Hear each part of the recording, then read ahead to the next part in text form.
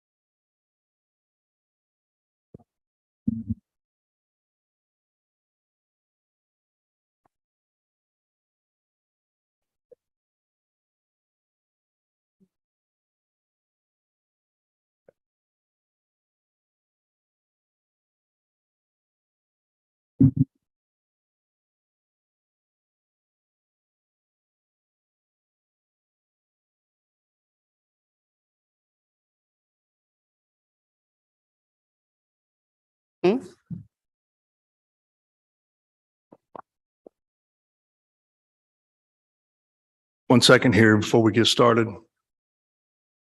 I get my computer to boot up. Technology.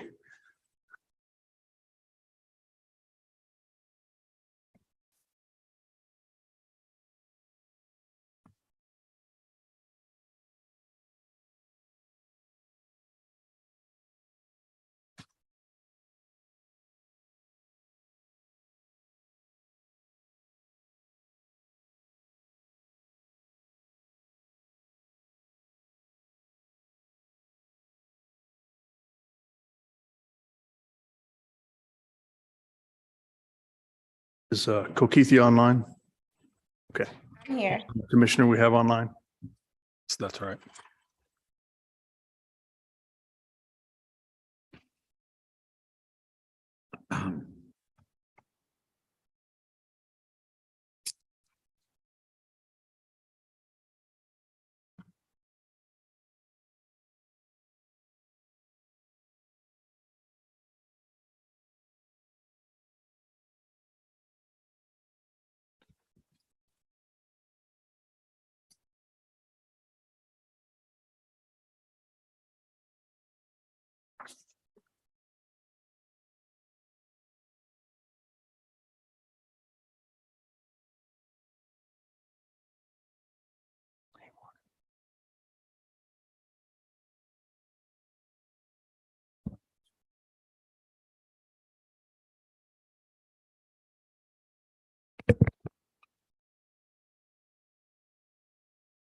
So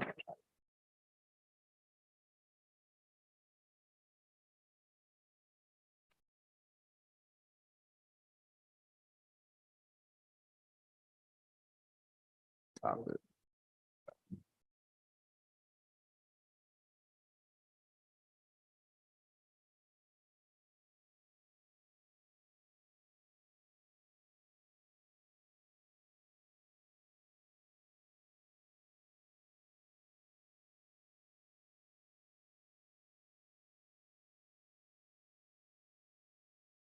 I don't go fast enough. Because you're in a hurry. Always be text after.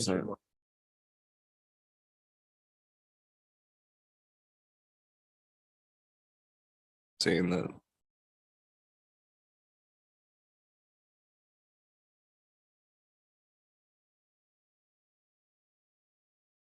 How you get noticed and not and just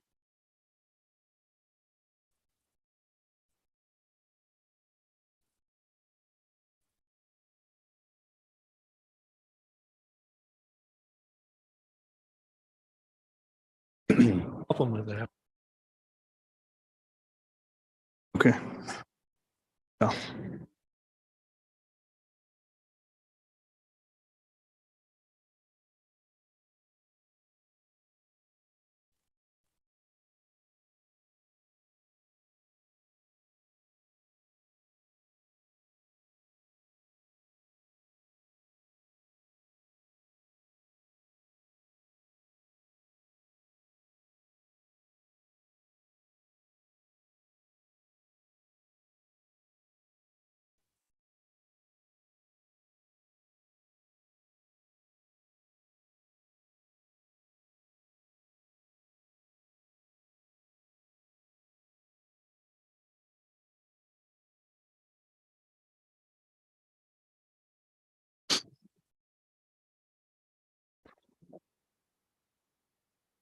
They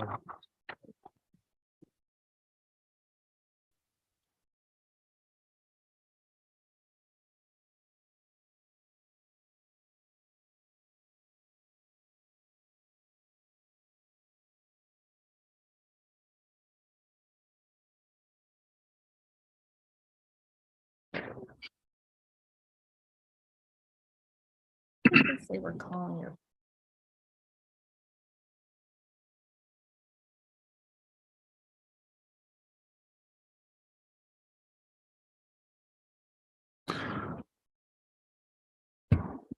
Okay, I think I'm finally there.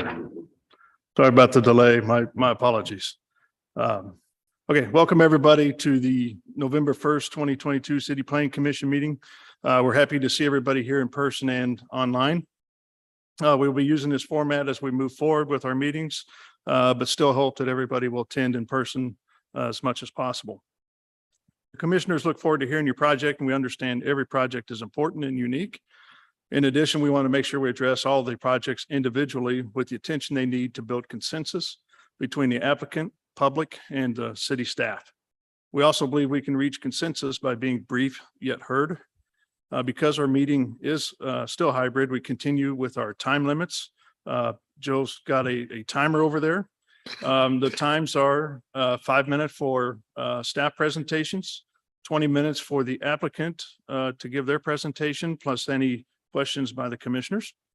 When we move to public comment, I will call on those that are here in the chambers first, followed by those who are following us virtually. Again, we do have a timer, and we expect public comments to be 2 minutes when speaking as an individual, or up to 5 minutes when representing a community association or a larger group. In all instances, please limit the amount of repetitive comments. A new item to note is on the agenda is item number 4 under other matters, concerning a lunch break. I will make an announcement by 11 o'clock whether or not we'll make a lunch break. I hope today is not one of those days, but if we do decide that we need a lunch break, we will take a half an hour break in the 12 o'clock hour, depending on when a docket item concludes. And again, I'll make that announcement by 11, whether going to continue to work through or take that break. If we don't take lunch, there will be a 15-minute break in the morning at some point. I want to continue reminding everybody that the city is updating the comprehensive plan. We're in the final stages of that. In fact, 6 documents or seven sections of the plan are posted through playbook.kcmo.gov. So please take a look at that. I encourage you to read through that. This is kind of guiding our future of planning in the city for the next 20 plus years. It's a great document. I've already started reading through some of that already. It's good information there. So as we get started with our meeting, I ask staff to provide us with some ground rules and instructions as we conduct this meeting to ensure that we have minimal disruption and maximum clarity. So Joe, do you mind reminding us of those ground rules, please? Sure, Mr. Chair.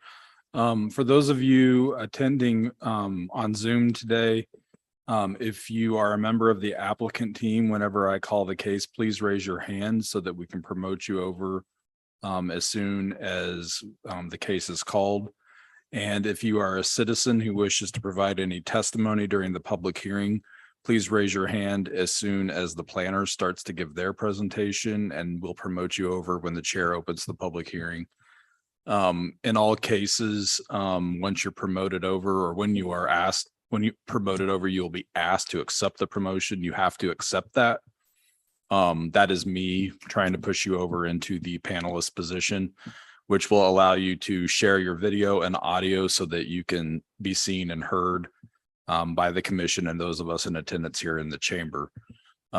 If you are in attendance in the chamber, and the same is true for you when the case is called, if you're a member of the applicant team, you can come and set up here at one of these two chairs on the left or right. I'm sorry, on your right. If a planner is presenting from the chamber, they'll be in this first chair, but some of the planners present from their desk.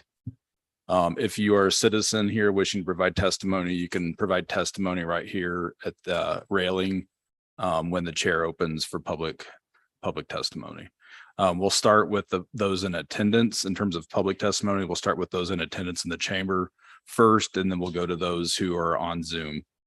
The last thing for those attending on Zoom is the chat feature is intended for questions about where we are at on the agenda or for questions about technical troubleshooting. It is not to be used for providing any testimony on the merits of any project. That's all I have, Mr. Chair. Okay, thank you. Let's go ahead and start today's meeting then, beginning with the consent agenda items, please. I think we have one that's going to be continued, so we'll start with that, please.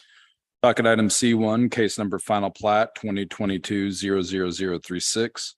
A request to approve a final plat for Hunt Midwest Business Park 7th plat, which is located east of Sycamore Hills Drive and west of North Arlington Avenue. The applicant is requesting continuance to November 15th and staff recommends without fee. Okay, any questions from the commissioners?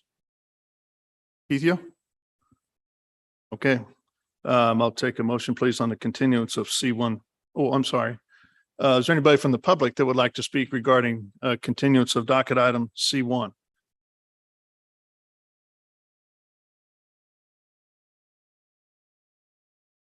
There's no one raising their hand on Zoom. Okay, so I'll go ahead and close public testimony then on consent agenda item C1. I'll take a motion, please. Chair Crowley, move to continue docket item C1 without fee to November 15th. Second. Okay, I've got a motion and a second for continuance of docket item C1 to November 15th. Lisa, can you take roll call on that motion, please?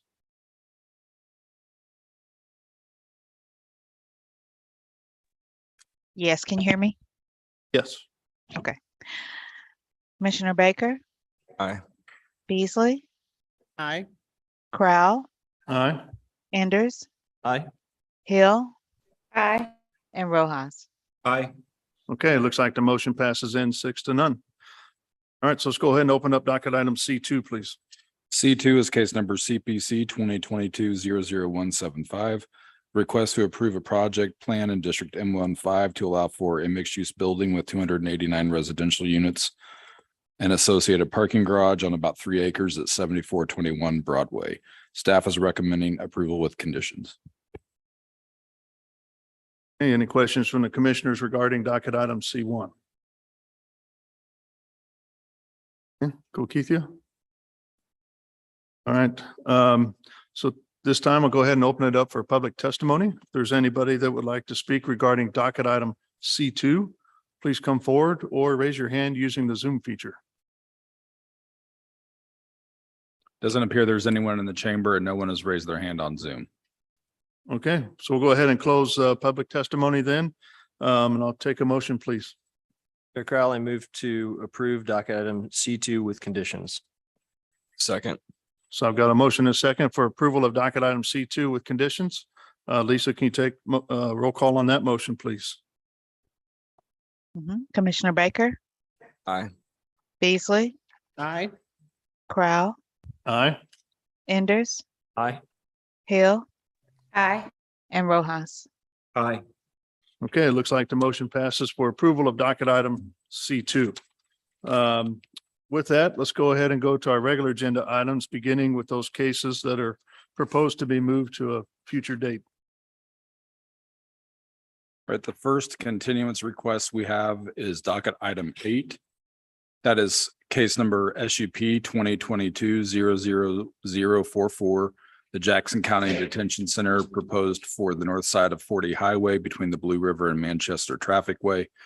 The applicant is requesting continuance November 15th. Staff recommends without fee. Docket item 9, case number SUP 2022-00043.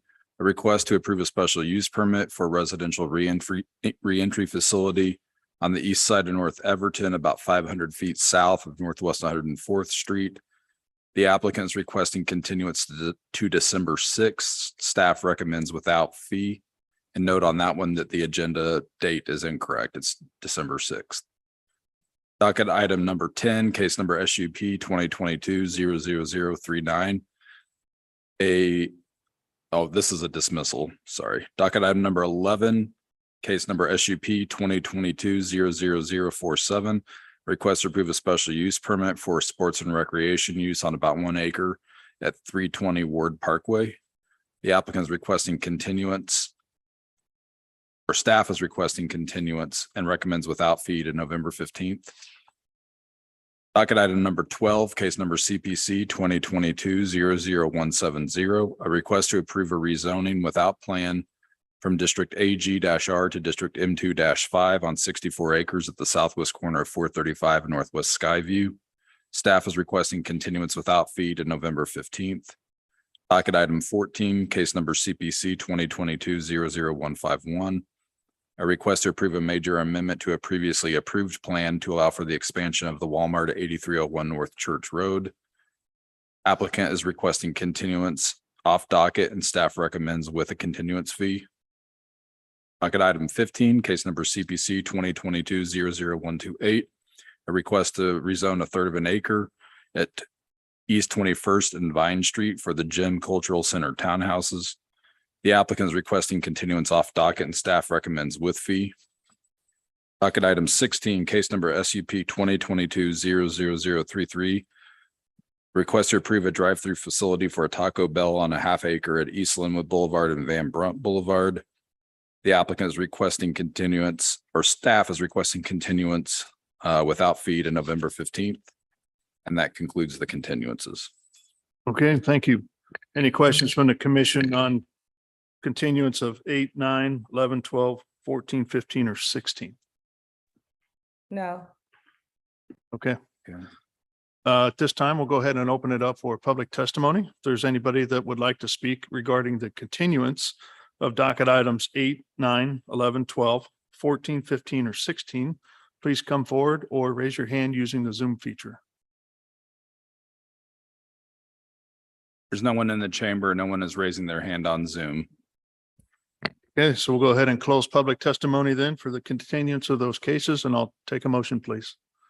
Chair Crowell, I move to continue docket items 8, 11, 12, 14, 15, and 16 as stated in the docket, and to continue docket item number 9 without fee to December 6th. Second. Okay, so I've got a motion and a second for continuance of those cases. Lisa, can you take roll call on that motion, please? Mhm. Commissioner Baker, Aye. Beasley, Aye. Crowell, Aye. Enders, Aye. Hill, Aye. and Rojas. Aye. Okay, looks like the motion passes for the continuance of those docketed items. Let's go to the two projects that are looking to be dismissed. The first one is docket item 10, case number SUP 2022-00039. Request to approve a special use permit for a short-term rental at 4742 Jarbo Street. The applicant is requesting dismissal of that case. And then the second one is docket item 13, case number CPC 2022-00154. A request to rezone from District R-5 to District MPD for a mixed-use development at West 41st and Bell Street. And in that case, the applicant is also requesting dismissal. I'm sorry, on the 13, you said the applicant wanted the dismissal? Yeah, in both Okay. cases, the applicant's requesting dismissal. Okay. Any questions from the commission regarding docket items 10 and 13 and dismissing them? No. Good. I see no one. Oh, I'm sorry. Yep, so I need to open it up for public testimony to see if anybody's interested in speaking about the dismissal of docket items 10 or 13.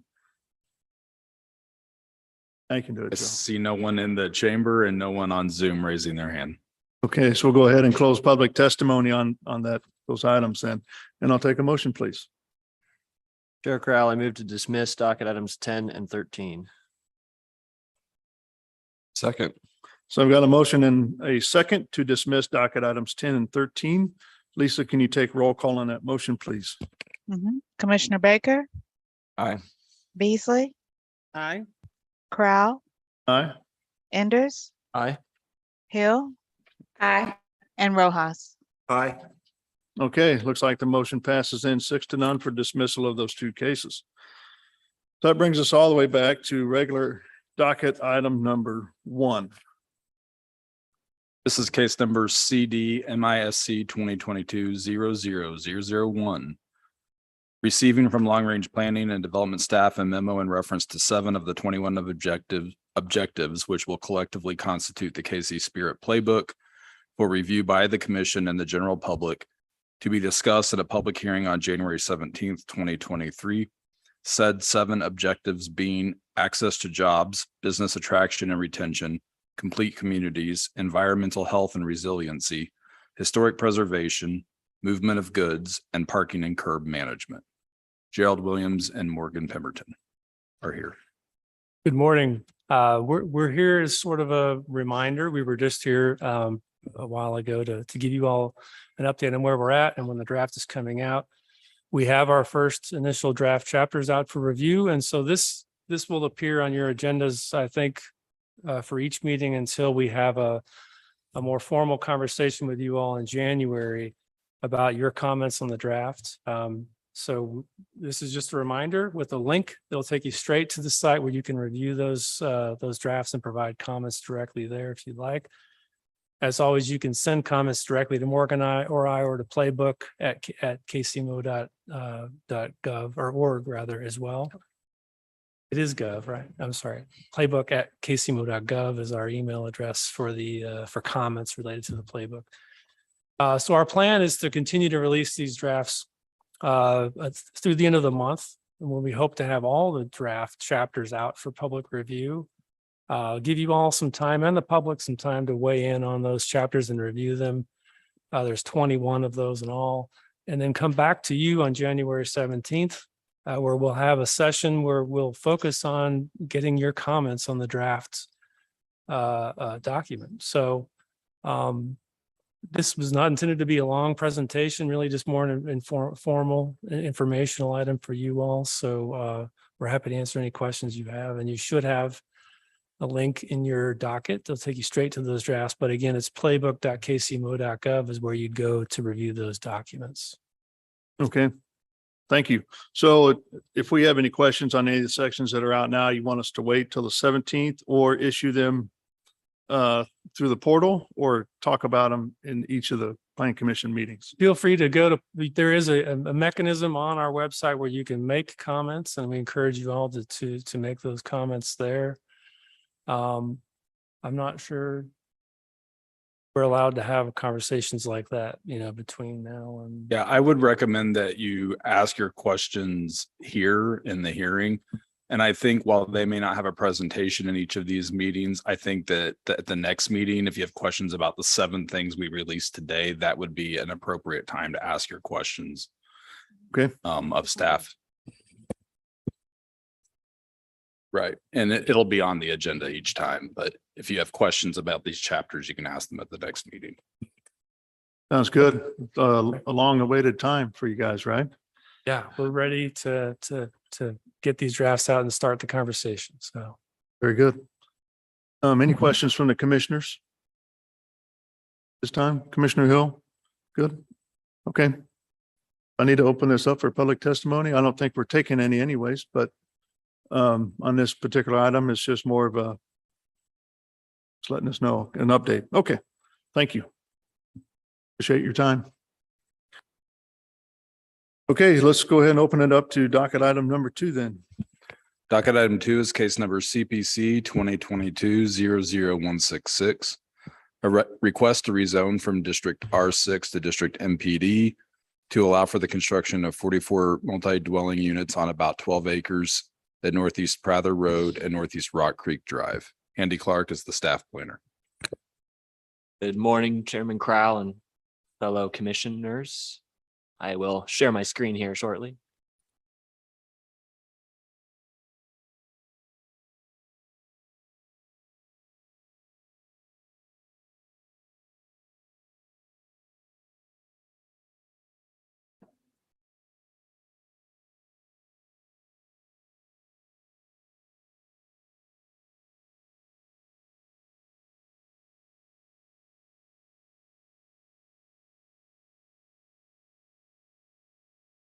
Okay, so before you is docket number 2, CD CPC 2022-166. This is for the River Forest Village. It's a rezoning to MPD and preliminary plat at 3500 Northeast Prather Road.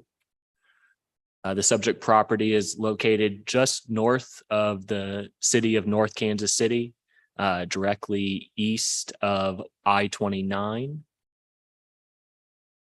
Again, here is the subject property location. It's roughly 12 acres. It used to be the site of a school, and then it was a church for a while. And here's another good view of the property. It is to the north and south, surrounded by R6 zoning. But then when you get to the east and west, you have a variety of zoning districts. The area plan, Briarcliff Wynwood area plan, calls for institutional as the use.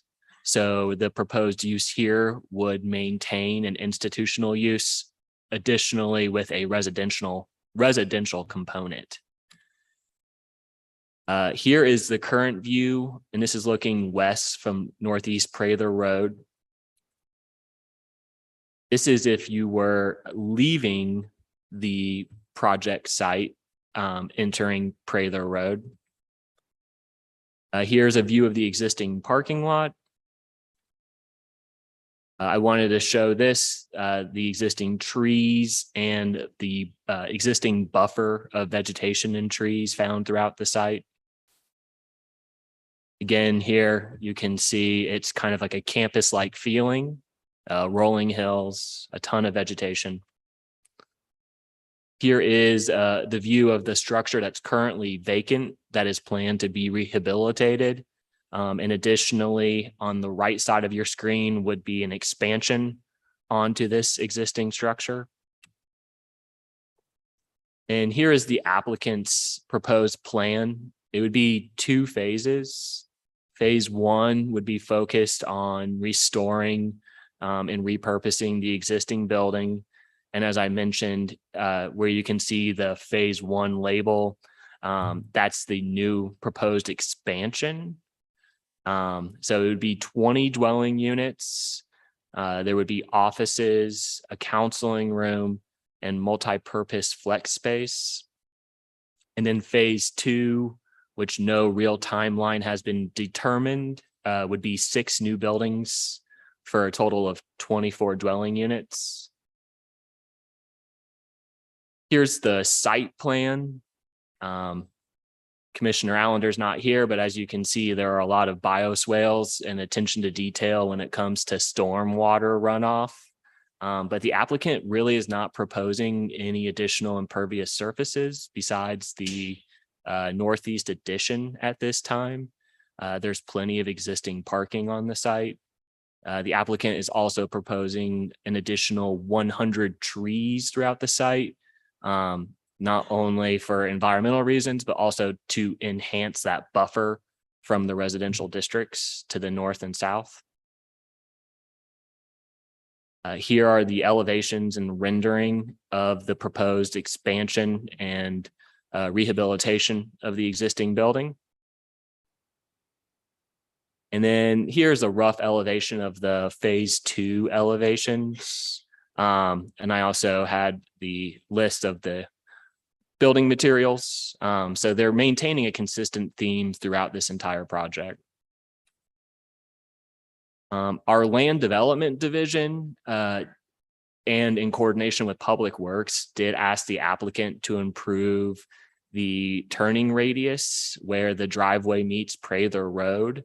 And as you can see here, the applicant has complied with the city's request to make it more of a 90-degree turn, not only to make it safer for vehicles, but also for pedestrians if there are any coming down Prather.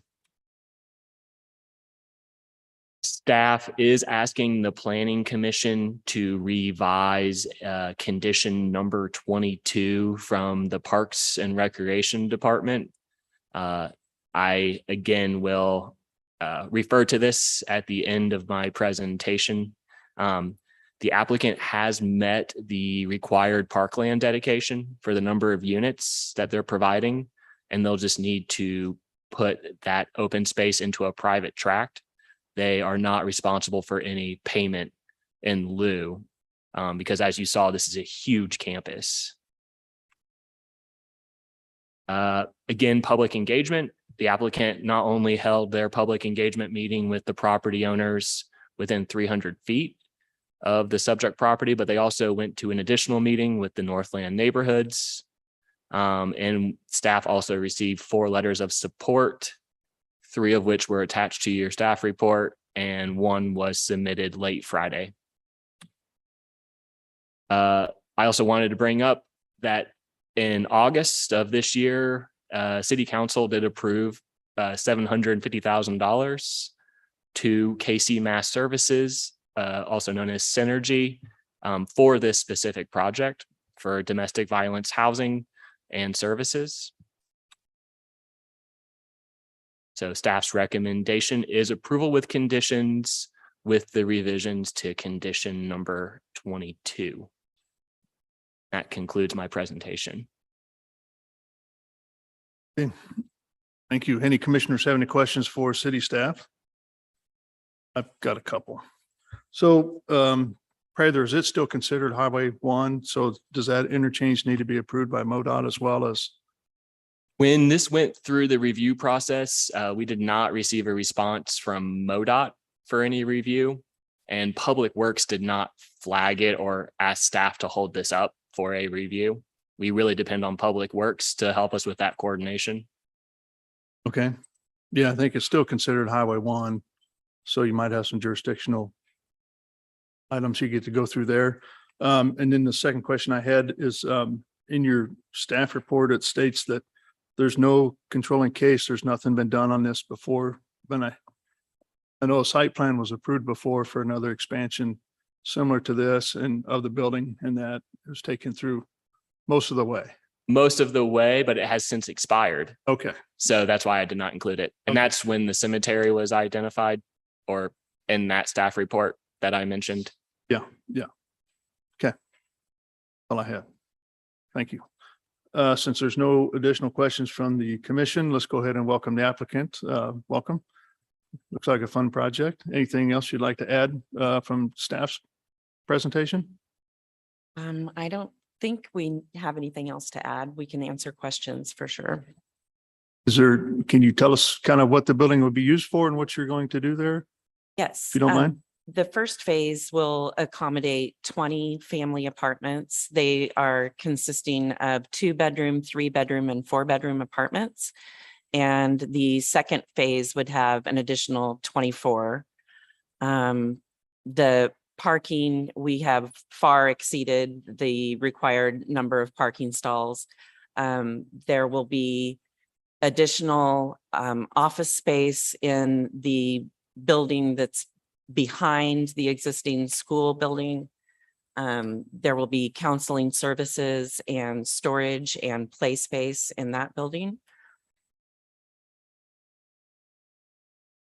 Excuse me, I'll just add that, I'm pulling your microphone a little bit closer so I can hear you. Thank you. yeah, I'll add that Synergy is, as most of you know, has provided emergency service, shelter services, and crisis intervention services for populations, vulnerable populations, and certainly families impacted by family violence is the core of our mission. And so this project allows us to address not only more services for that population, but housing is also a central issue for the city. And this allows us to contribute and, add some solution to that population or that issue as well. So this site is very accessible, and it's safe, and places where it's located, the way it's situated, it really provides us an opportunity to provide safe and accessible and affordable housing that is desperately needed around the city and certainly in the Northland. May I ask the question? Yes, absolutely.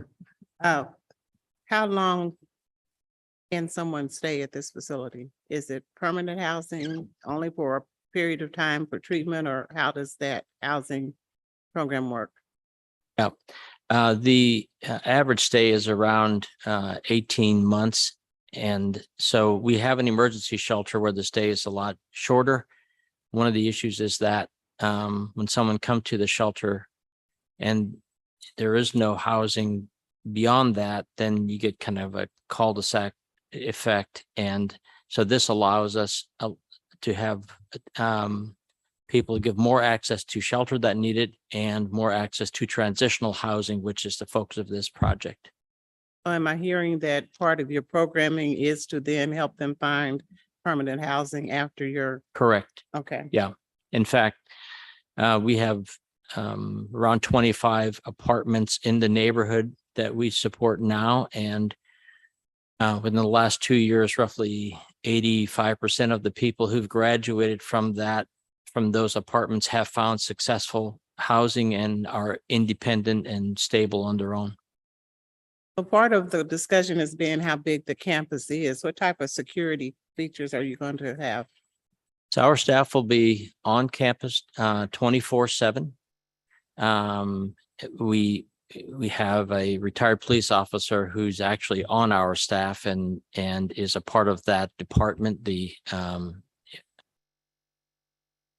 program that that provides these services. So our relationship with public safety is very strong, well coordinated, and we certainly intend to provide the security that we need on this site as well. Or any of it going to be a gated type community type thing?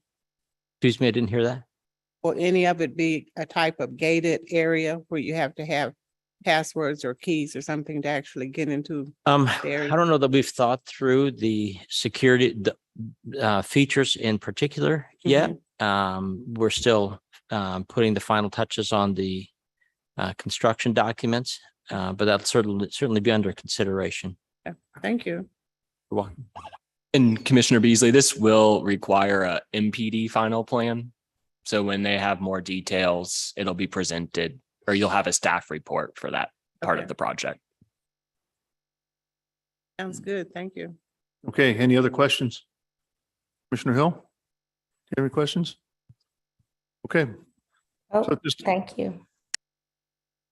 so at this time, let's go ahead and open it up for public testimony. If there's anybody that would like to speak regarding docket item number 2, please come forward or raise your hand using the Zoom feature and you'll be called upon. Sure, Chair, I see no one in the chamber, and on Zoom, we have Brian, who I'm promoting to panelist right now. Okay. Brian, please accept the request for joining as a panelist.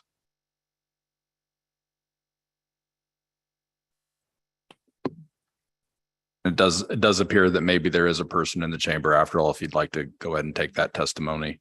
Brian Sure. hasn't accepted yet. Okay, yes, go ahead and start out, sir. Well, I'm not sure how to ask this. My property is adjacent to this. You mind stating your name and address for the record Sure, first, please? it's Mike Heflin, Heflin.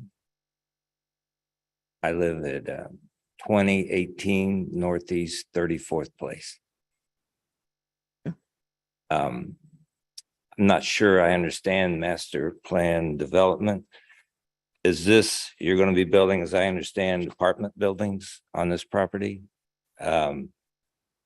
Is there, could you walk away from, with this new rezoning, can you walk away from that? And these be handled by another landlord, or is this something that has to be kept under this master plan development? I guess if I walk away, you mean will Synergy own this property? And the answer is yes. And the plan is to keep it within the agency as long as the agency exists. I don't see any. Could they be sold though?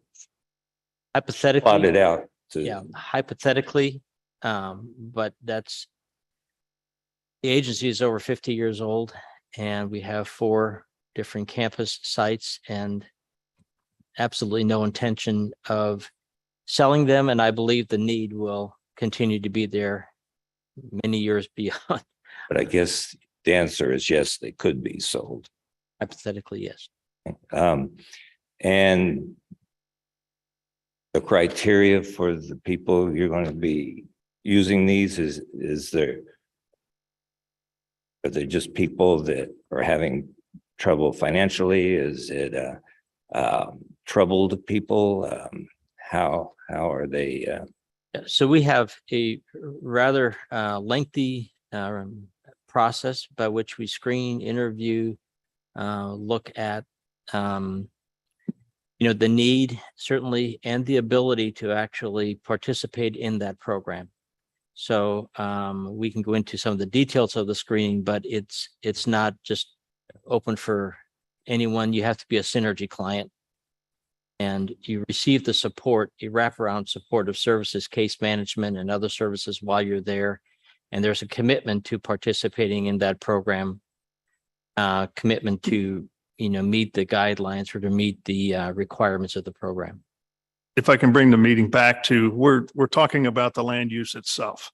So if we could keep our comments and questions to that, that would be very helpful. For that, please. I understand that, Yeah. but I just, these are our neighbors and Sure. I we want to understand. make sure but I guess you've answered my question on that. How tall are the buildings going to be? And I believe 33 feet is no more than 35. We have them at 33 right now. And then, as I understand, this has to be approved by the city council, so That's correct. we would need to communicate with them. I thought so. Okay, well, that's all I have. Okay, Thank you. you. Mr. Chair, Brian has never accepted the promotion, so I'm guessing he doesn't want to Okay. speak. Looks like we might have another one in the chambers here. Good morning.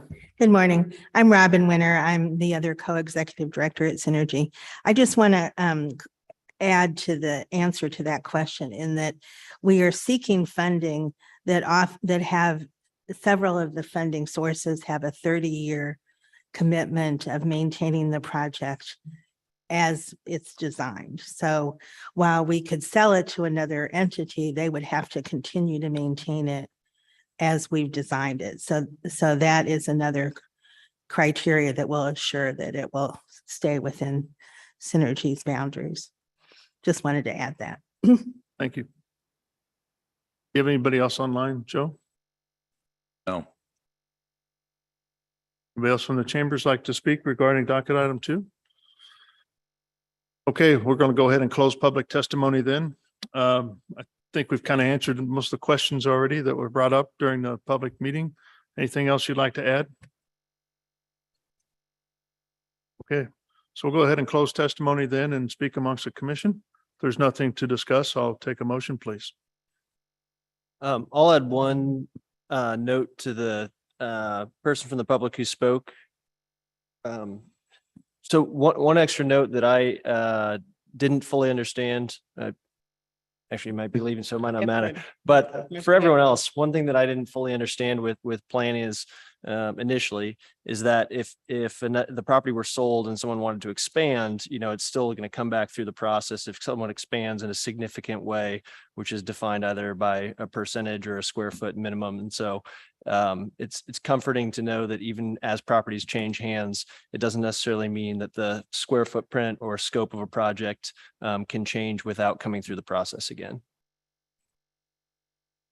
I'll just say, I think it's a great site for this type of use, and we thank you for finding a great site and making our job a lot easier. So,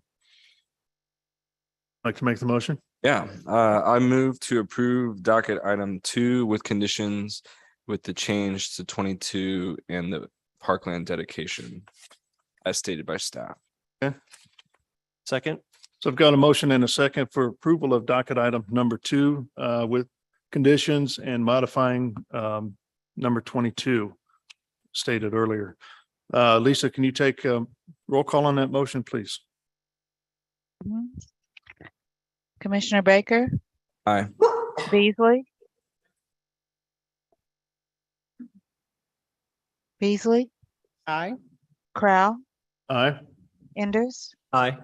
Hill, Aye. and Rojas. Aye.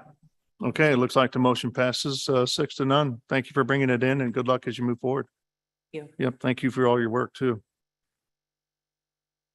Next, we have docket item number 3, a request to approve an amendment to a previously approved preliminary development plan in District UR to allow for the construction of 373 units on about 7 acres at 100 West 31st Street.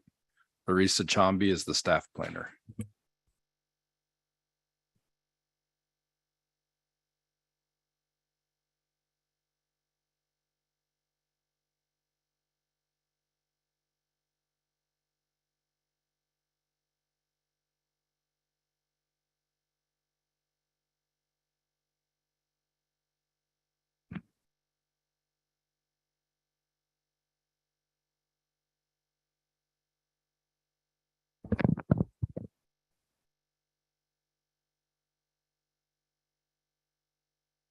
All right, good morning, everyone. This is case number CD CPC 2022-00123 for the site located at 100 West 31st Street. It's located in the greater downtown area plan. Here is the proposed lot. This is a major plan amendment to the Park Reserve Urban Redevelopment Plan that was approved March 20th of 2008. It was originally approved for housing for nurses, commercial spaces, a parking garage, and a hospital. They're proposing a residential building with 373 units and the associated parking garage and amenities. It's surrounded by commercial uses, office uses, and a park to the west. The major amendment is required due to the increase in dwelling units by more than 10%. On the screen right now is the original UR plan for the section that's being amended. This is what would have been the hospital and associated nursing housing for nurses and office space. This is the proposed layout now.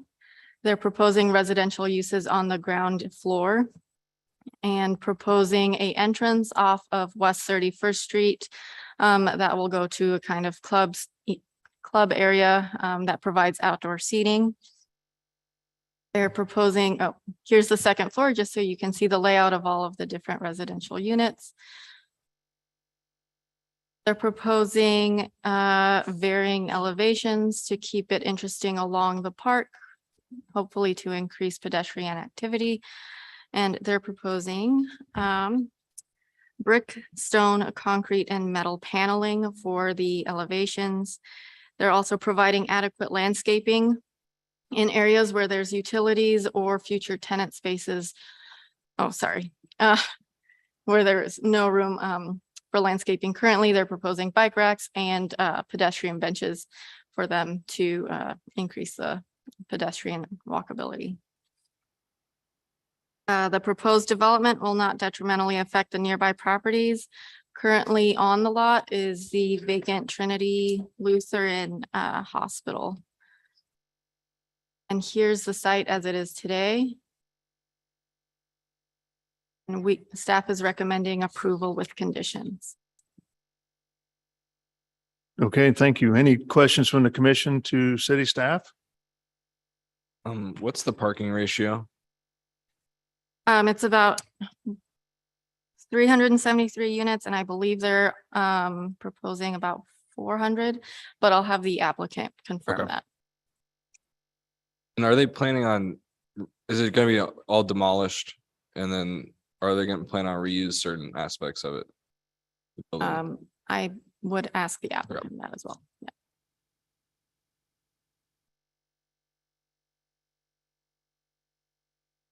Okay, any other questions? No. Commissioner Beasley, you got a question? Well, I'm reviewing mentally the area. And I know that there was the project that was not completed, but there were some owners that were in condos within Trinity. So are we two separate projects? This that you're presenting is brand new building separate from the Trinity project? Correct. Okay. That's what, thank you. Okay, Oh, I guess I had one more question. Was there any consideration on the traffic, I guess, going north from 31st, not on Main, but what's the other street? Baltimore. Baltimore. I just drive that road every day, and there's always like a backup. And there's people parked on the street, and people are trying to get north, cut around, or I don't know if there's any sort of consideration for, hate to be the traffic guy, but increased traffic. Yeah. Oh, sorry, too fast. On this road right here on Baltimore, Or is it on? yeah, that one. Well, I Okay. guess that's Wyandotte. I'll let the applicant speak more to that, but I will say that they are only proposing accesses to the garage off of Wyandotte, and then there's on-street parking along Baltimore and nothing, I don't believe anything on West. Okay. 31st. Thanks. But I'll have them confirm that.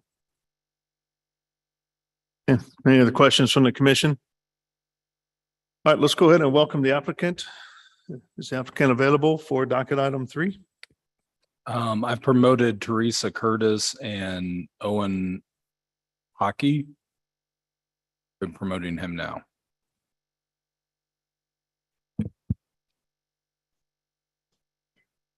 Hi, while Owen is joining the panel, I'll introduce myself. I'm Teresa Curtis with NSPJ Architects.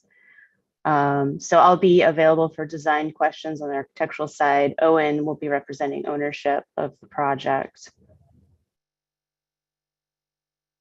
Okay, They still haven't accepted the promotion.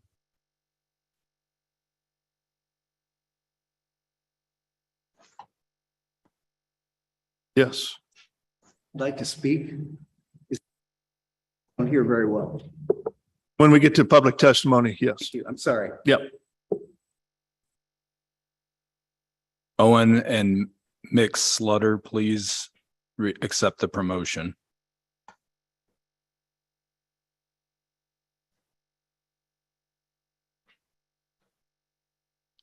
Okay, it appears that Mick is now online.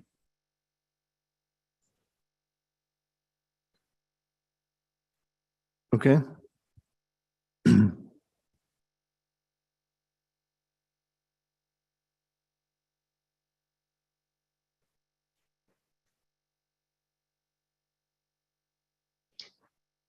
I just want to introduce myself too, or waiting for Brian to get on. Mick Slutter with Renaissance Infrastructure Consulting. We're the civil engineers for the project. Okay, is Owen available? No one else has their hand raised, and it looks like Owen may have left Zoom altogether. Maybe he was having issues, technology issues on his side. If Teresa and Mick aren't able to speak further in the chair, if you want to ask the developer questions directly, then I guess I would suggest we. Yeah, it sounds like we have a few On. questions from the commission to the developer. So if the developer's not available, let's go ahead and pause on this one and come back to it, and we'll hear the next case. That's all right? Okay. Okay, so let's do that. So we're going to pause on docket item number 3 and come back to that one after we hear docket item number 4, and hopefully the owner can join us for docket item 3 afterwards. So I don't know if you could hear that, sir. We're gonna take a break on that case and come back to it after the next one. And then you'll have a chance to speak. And I'm sorry, I have to get a COVID shot at 11:30. Can we get to it before then? We probably will be able to, yes. I certainly hope so. Yeah. Okay, so let's go ahead and move on to docket item number 4, please. Docket 4 is case number CPC 2022-00165, a request to approve a residential development in District R1.5 for a multi-unit apartment building on about 1 acre at East 27th and Forest Avenue. Andy Clark is the staff planner. Morning. Good morning again. I will share my screen here.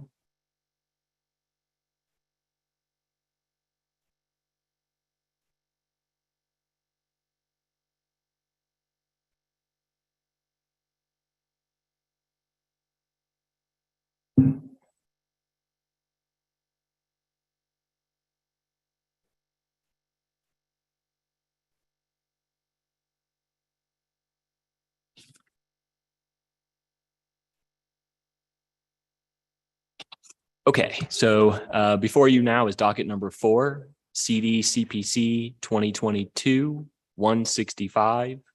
The project is called The Mabian. This is a residential development plan and preliminary plat at 2720 Forest Avenue. The site is located just south of 27th Street and just east of Troost Avenue in Midtown. As you can see here, the site consists of several parcels, and it's just outside the Troost Corridor overlay. So that overlay does not apply to this project. Highlighted in yellow is roughly the area of the several lots that will be developed for this 4-story 57-unit apartment building. Here's a view looking southwest from Forest Avenue. And at the end of the street, it's a little hard to see, but you can see 2 colonnades on 28th Street, and that will come up into what staff asked for from the applicant in regards to the building style and materials. And then here's a view looking north from East 28th Street. There's still a functioning alley that plays a significant role for vehicular circulation, specifically for this project. Here is the overall site plan. The parking is generally tucked away from visibility from Forest Avenue and East 28th Street, which staff really appreciates for the applicant to place their parking in this position. Also, the applicant provides several parking spaces that are served from the alley. So that allows for just a smaller overall vehicular use area and taking full advantage of the working alley. The applicant is seeking a deviation from the lot and building standards. The R15 zoning district requires 1,500 square feet of lot area per unit.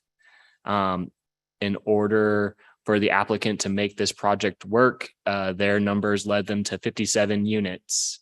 The 57 units only allows for 889 square feet of lot area.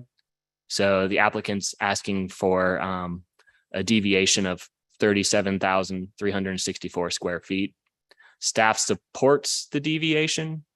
This project complies with the area plan to increase density and a variety of housing according to the greater downtown area plan. And highlighted here, several trees will be removed for this project, but in green, the applicant is proposing the required amount of street trees around the perimeter of the site. And also in purple, you can see the amount of interior landscaping and screening around all of the parking areas, balancing out all of that impervious surface. Here are a few renderings that the applicant has provided. Staff is still working with the applicant on final elevations and building materials. We did ask for balconies and more awnings originally, and walkout units for more eyes on the street. Due to the site topography and budget constraints, staff was told that that was not feasible. So we've asked for more brick and larger windows to complement the surrounding buildings. There is another elevation with the enhanced brick and larger windows.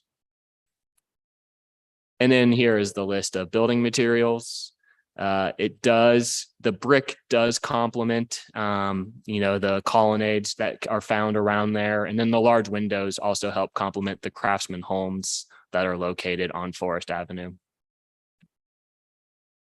Staff does recommend approval with conditions and the applicant's request to obtain a deviation to the lot and building standards.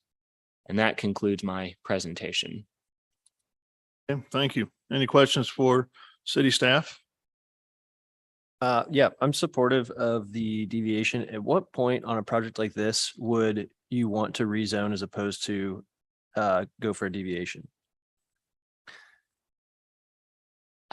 I mean, Joe has been around much longer than me. The rule of thumb, I think, is when you exceed that 10% threshold, you would really question the applicant as to why you're not rezoning. I think it could also play into, does it comply with the area plan? If we were to rezone to a much higher density, is that still in compliance with what the community asked for when the plan was created? So it's those two elements.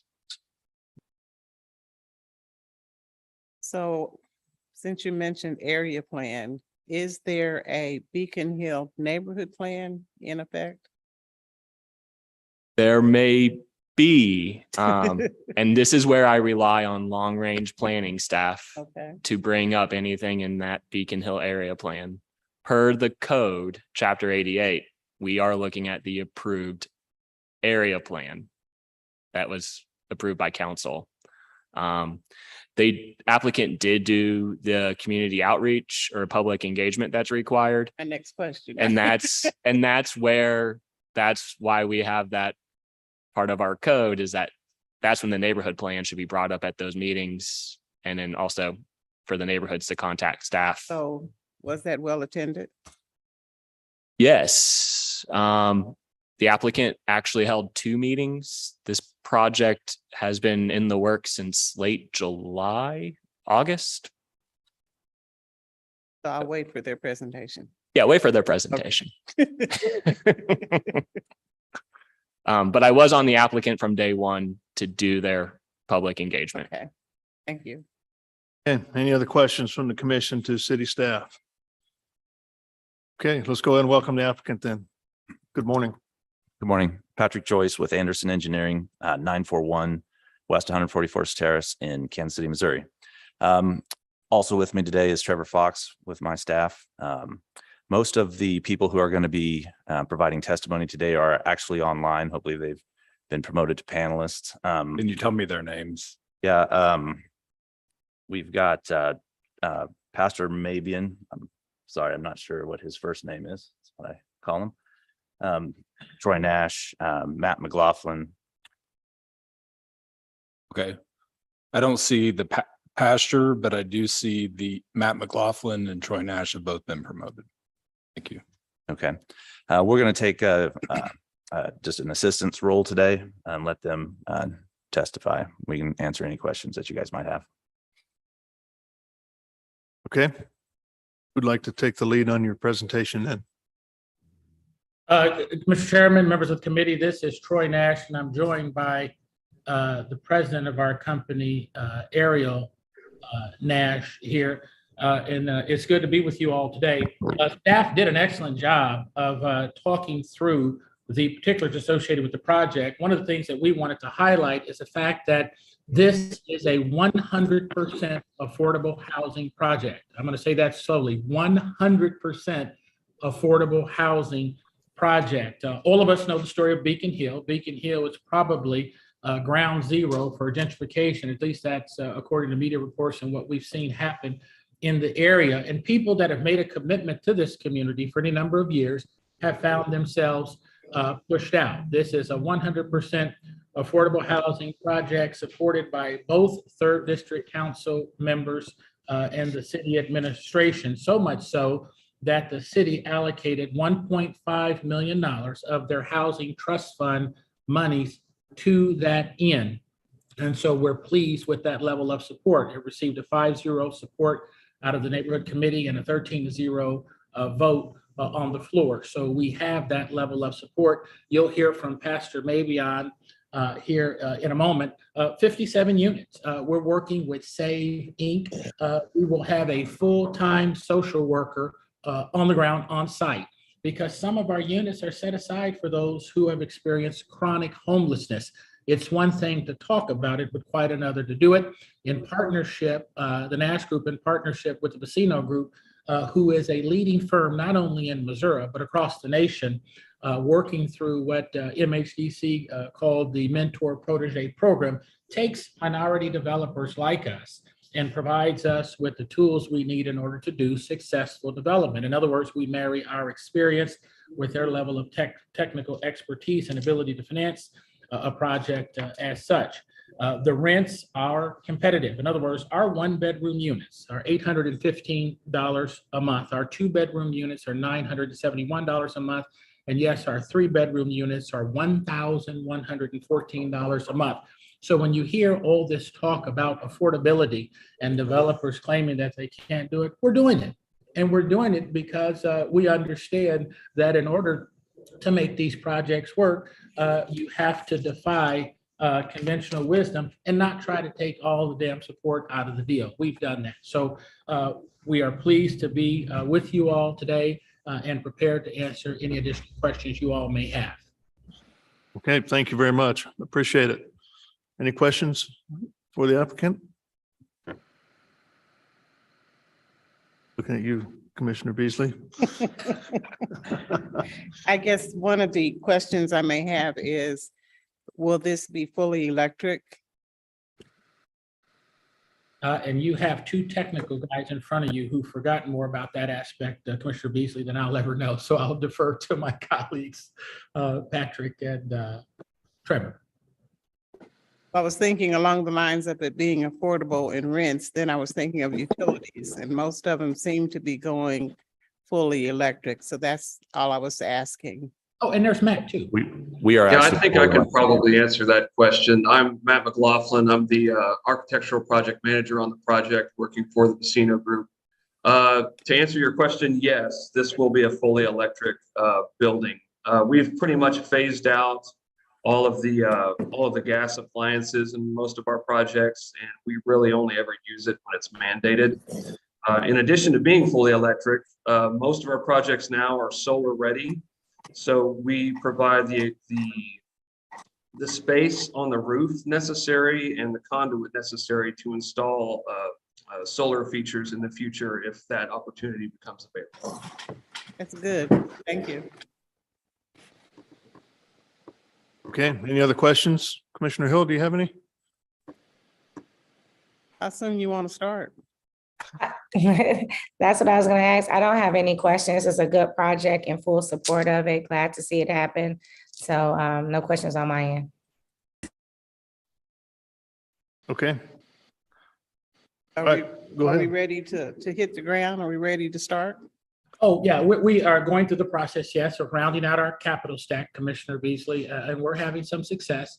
And so the idea is to see what our friends at the Housing Commission will do in the next 6 weeks. But we are optimistic and confident that we'll be able to get something going as quick as the first of the year. Okay. We also have Dee Evans who needs to be promoted as well.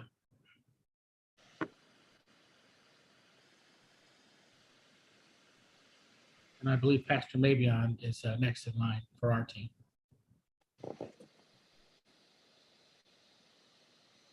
Got that, Joe? Yeah, Pastor Mabion's already promoted, and and it looks like D. Evans just accepted.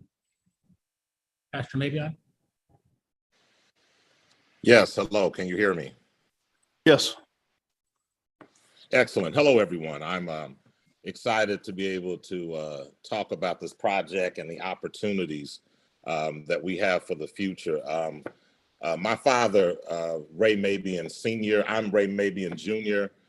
We are at 2726 Forest Avenue there. We've been in the area since 1985. We have a heart and a desire to see transformation happen in the area. When we first came to that area, that was a blighted community with a lot of drug infestation and any negative plight that you wanted to see. We decided to stay and had a great opportunity to purchase land throughout the years on Forest Avenue there. And we have a home health agency and a church that we function in. And we have a heart to be able to see transformation. And so it's our intention. We partnered with the Nash Group and with the Vecino Group to bring this opportunity of affordable housing. We saw a lot of gentrification coming into the area, and it's great to have new neighbors, but we wanted to make sure that the neighbors that have been there over the years that we've partnered with, that are members of our church, that are connected and invested in the community, would be able to stay. And that's why this great apartment opportunity is among us. And so we just offer our full range support to bring this transformation. We are excited to see something great happen for our community, for the Beacon Hill neighborhood that we've been a part of all these years.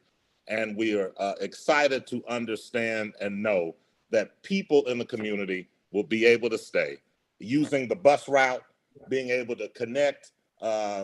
We love to see what's happening. We just want to make sure that it's affordable for our teachers, for our working class citizens who work hard to make sure that they can have a nice place for their families. All right, thank you. And thank you for all the work that you do. Thank you, sir.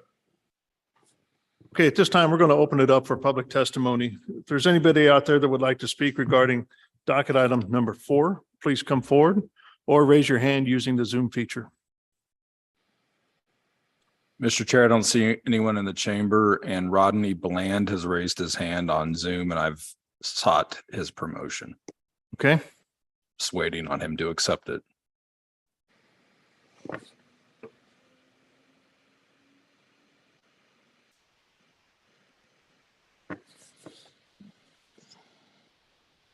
Hi, Mr. Bland, as you take yourself off of mute, please state your name and address for the record.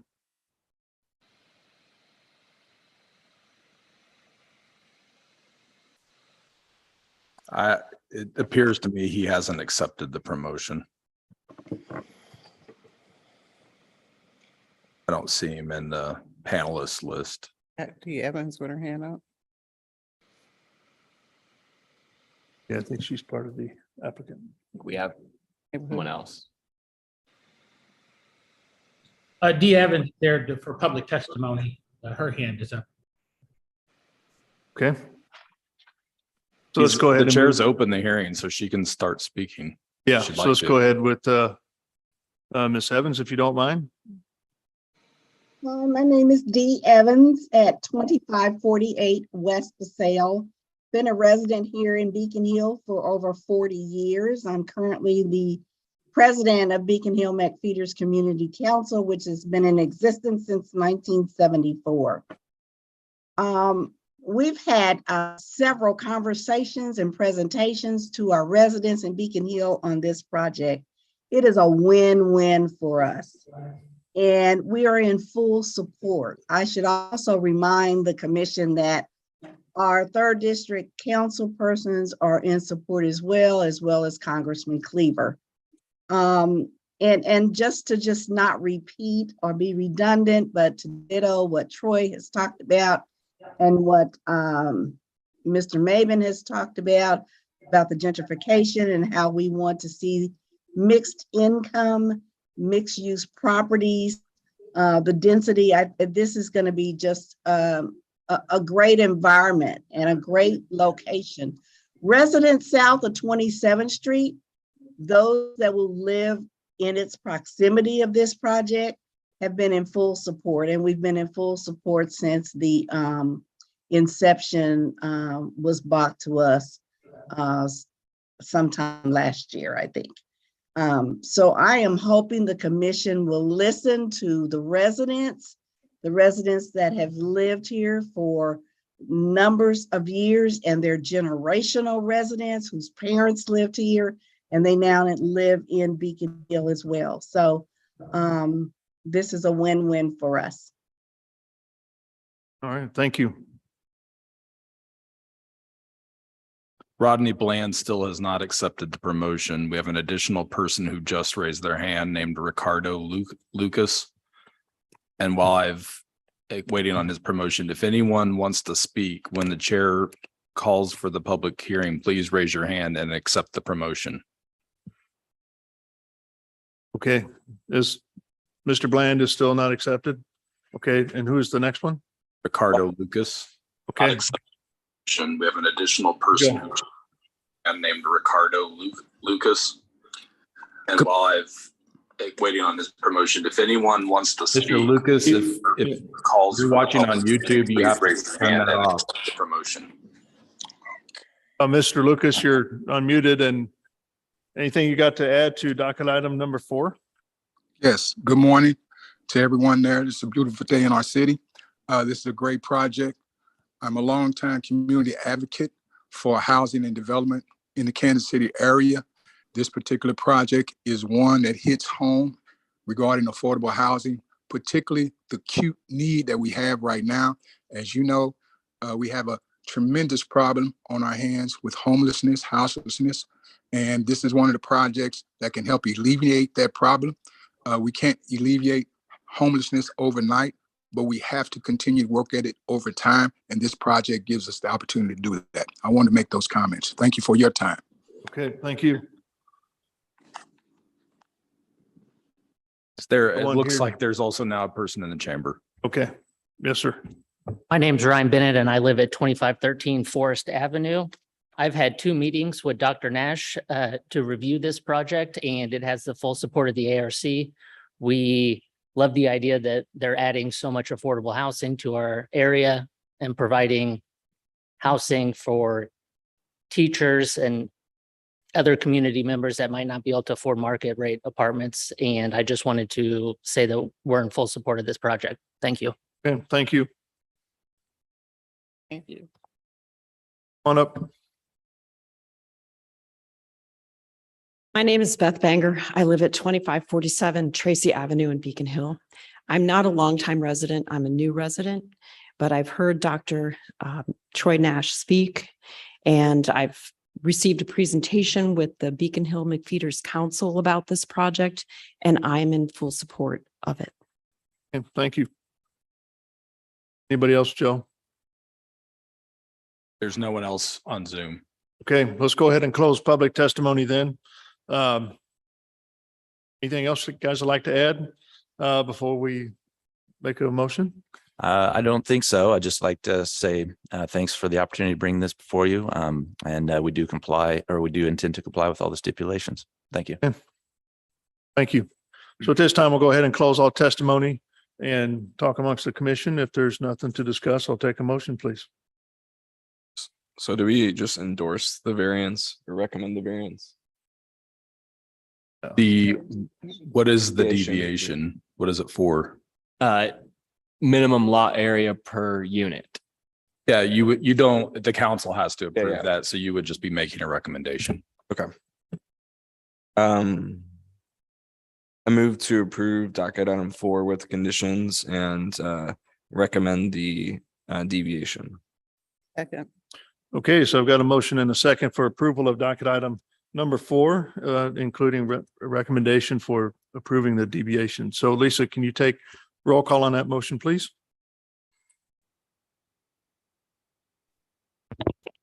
Commissioner Baker, Aye. Beasley, Aye.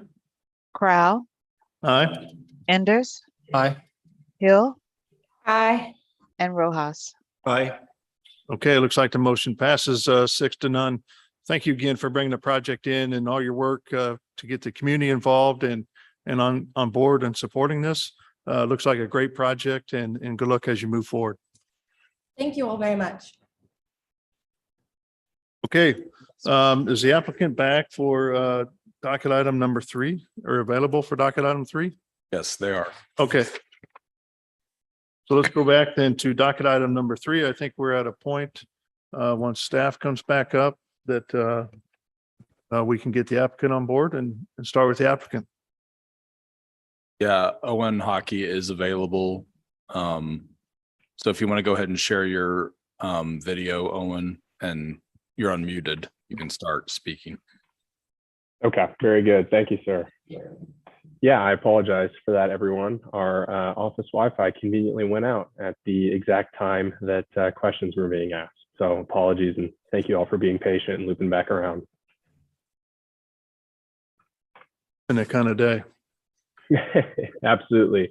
So I guess kind of my main thing, and that I'd kind of like to point out and initially just kind of, I guess, overview with this project as well, is we're certainly very excited to bring this before you. The main thing is, as you know, the current Trinity Lutheran Hospital exists on the land, and for many years it's sat vacant. And I know after speaking with different businesses that surround the area, that it proposes a health and also an aesthetic risk to surrounding community members. And of course, our goal is to bring something that beautifies the area. And one of that is just kind of the apartments that you see overviewed, kind of in the slides that Larissa was also presenting here today. But we do have some of our design consultants that are listed on the line. And in respect to more technical and design related questions, they'd be more than happy to answer those. Okay. I think we had some questions from the commissioners. If you don't mind asking those again, Mr. Baker.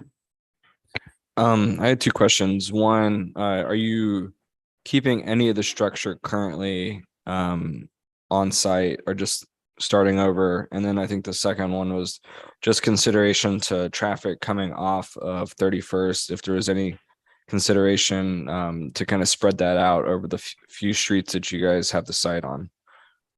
Absolutely.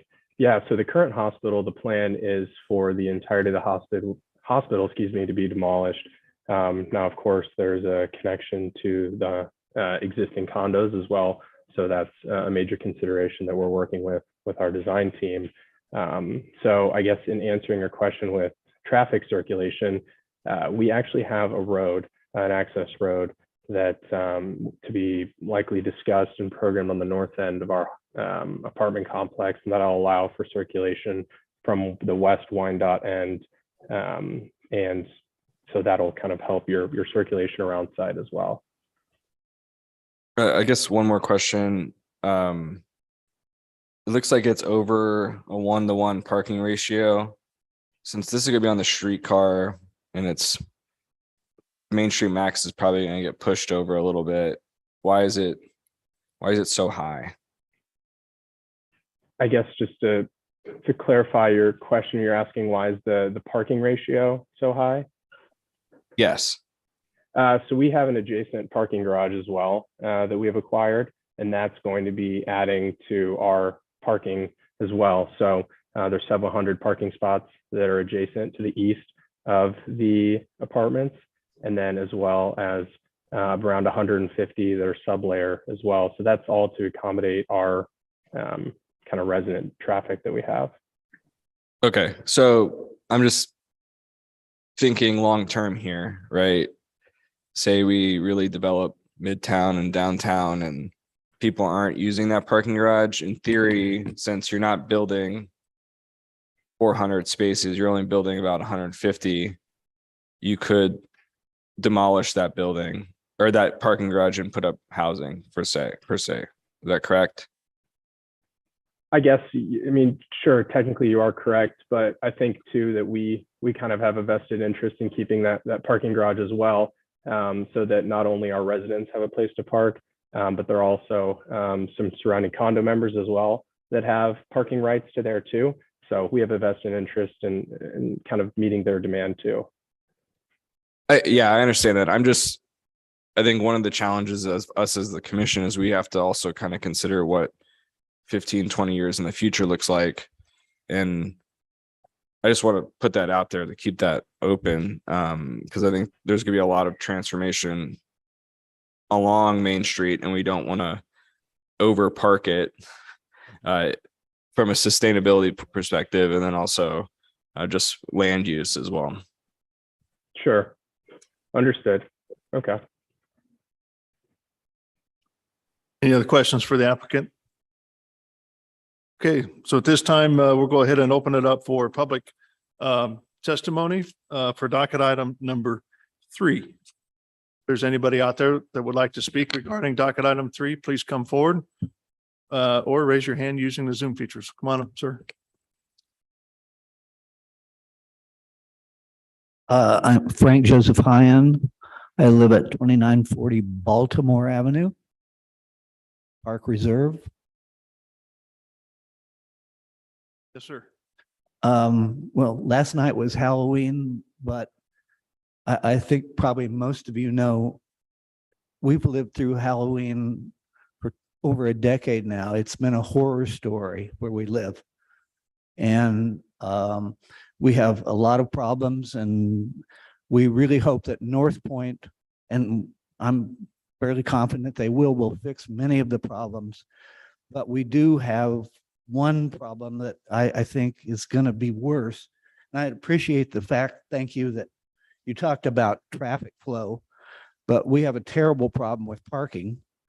And I think there's some easy solutions to this, but I'm a filmmaker and there's an expression, fix it in post.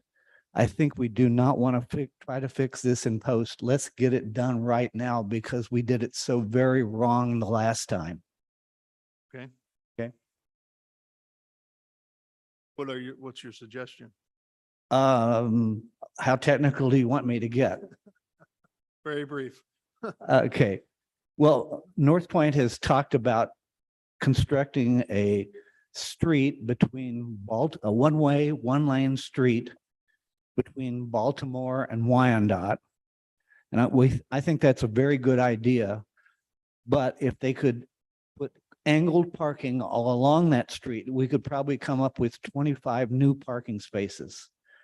Right. And they own another 12 units in our building. We have no parking for them in our 2 buildings.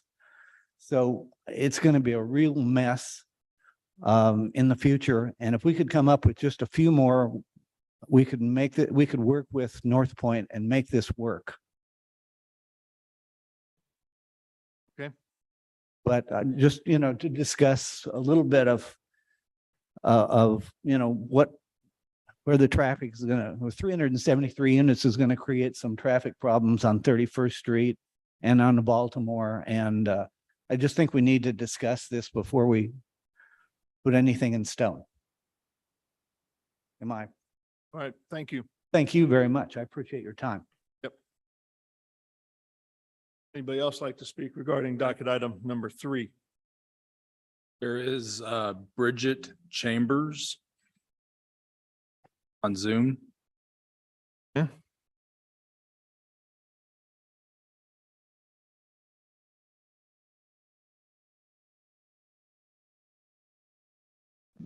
Good morning. Can you hear me? Yes. All right. My name is Bridget Chambers. I moved into 2980 Baltimore Park Reserve. That is the condo building directly adjacent to the North Point acquired one. And I agree with what the gentleman just said. Parking is absolutely horrendous at the moment. I mean, there's several days a week where I come home from work and I do not have any parking spot available. So I would actually, or I know I speak for several tenants that we would all appreciate if there would be a nice solution with the parking garage that is existent right now.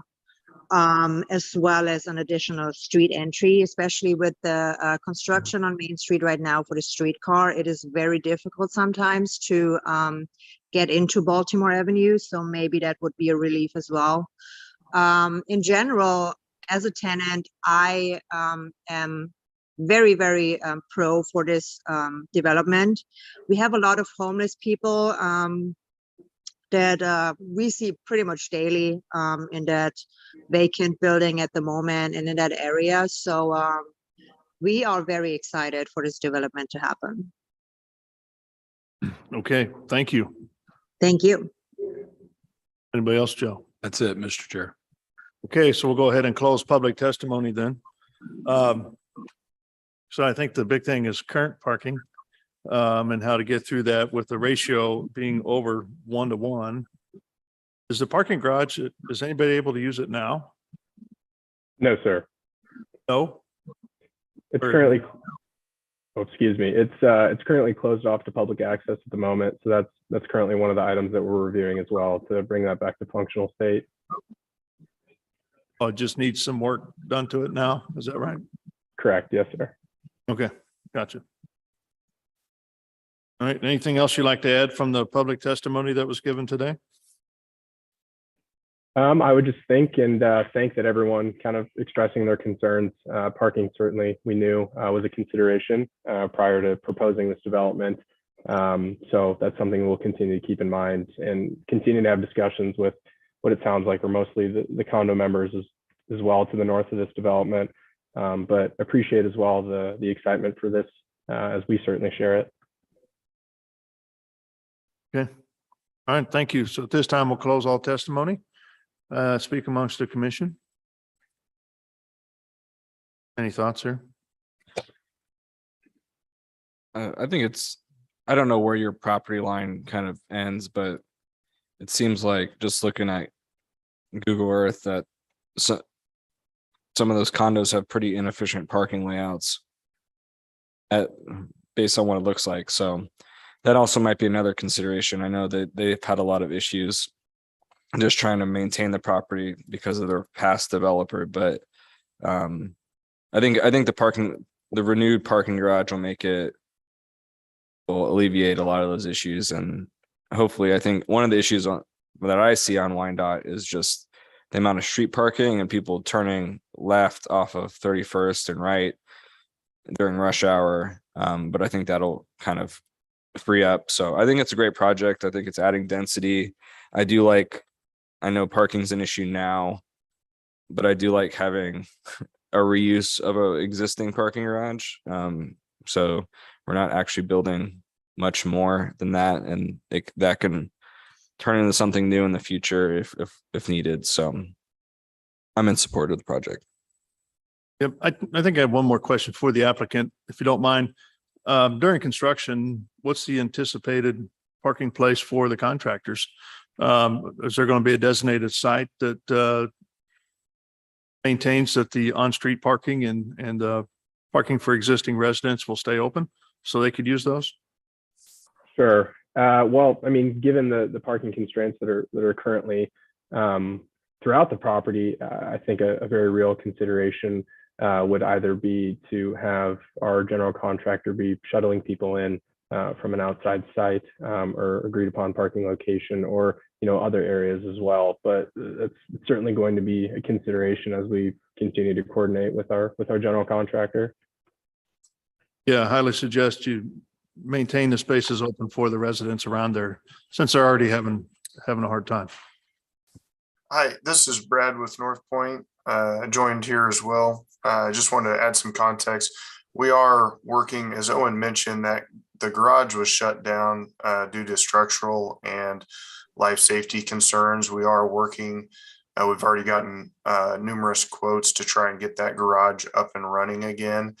And we are working diligently to try and get that garage functioning in some capacity sooner than later. So that can also be a parking spot for a lot of the construction parking during construction, to make sure we don't diminish what's already currently there. Okay, sounds good. All right, take a motion, please. I move to approve docket M3. As this is without conditions. It's with conditions. With conditions. Second. Okay, I've got a motion and a second for approval of docket item number 3 with conditions stated. Lisa, can you take roll call on that motion, please? Commissioner Baker, Aye. Beasley, Aye. Corral, Aye. Enders, Aye. Hill, Aye. and Rojas. Aye. Okay, it looks like the motion passes then 6-0. for approval of the project. Thank you for bringing it in and good luck as you move forward. Okay, that brings us to docket item number 5. It is 10:43. And I imagine most of you are here for docket item 5. Is that correct? What's our time limit we got to be done by 1? Is that correct? Mhm. Hopefully we'll be done by 1, right? Or else I have to take a half an hour lunch. We won't be done by 1? Okay, so it sounds like we're going to take a half an hour lunch in the 12 o'clock hour. And go from there. Before we get started, I think Mr. Rojas had go ahead. Someone approached me about this one. Speak into your mic, Paul. I've been approached on this one. I asked the chairman already, would I have a conflict? And I disallowed any conversation, reminded a couple that I am not allowed to discuss anything that may come before this commission. The conversation ended.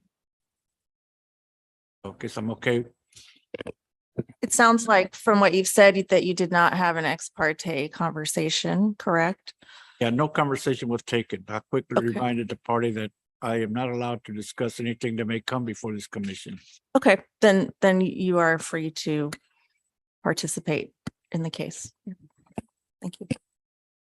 Okay, before we begin though, does anybody need a 15-minute break though before we begin? I think we probably better do that because it sounds like we might be here a little bit.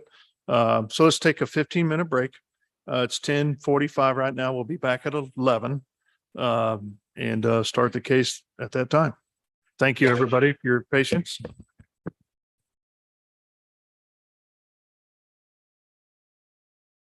Let's see in this minute.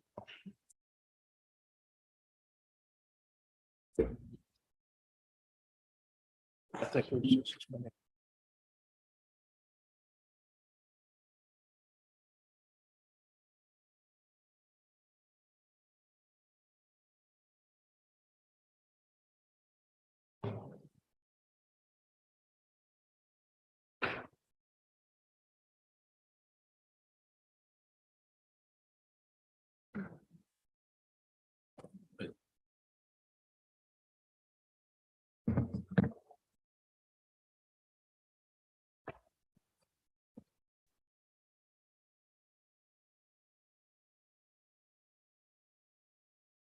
Oh, thank you.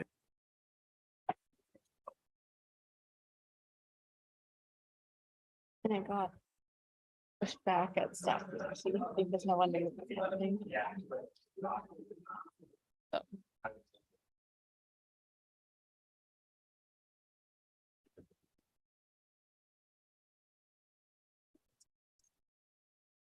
John.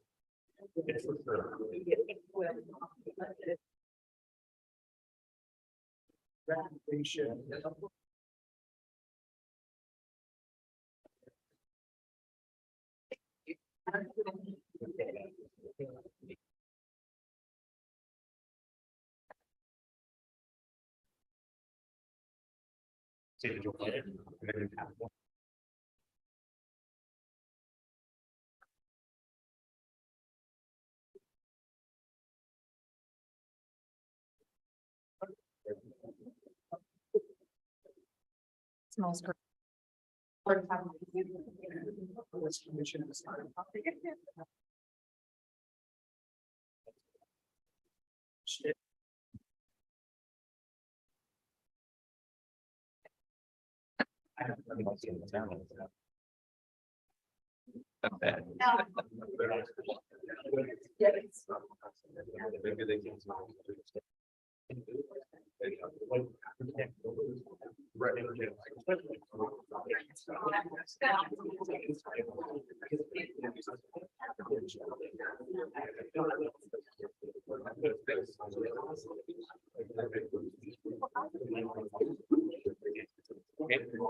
You guys, the Panera guy just left me for Lisa.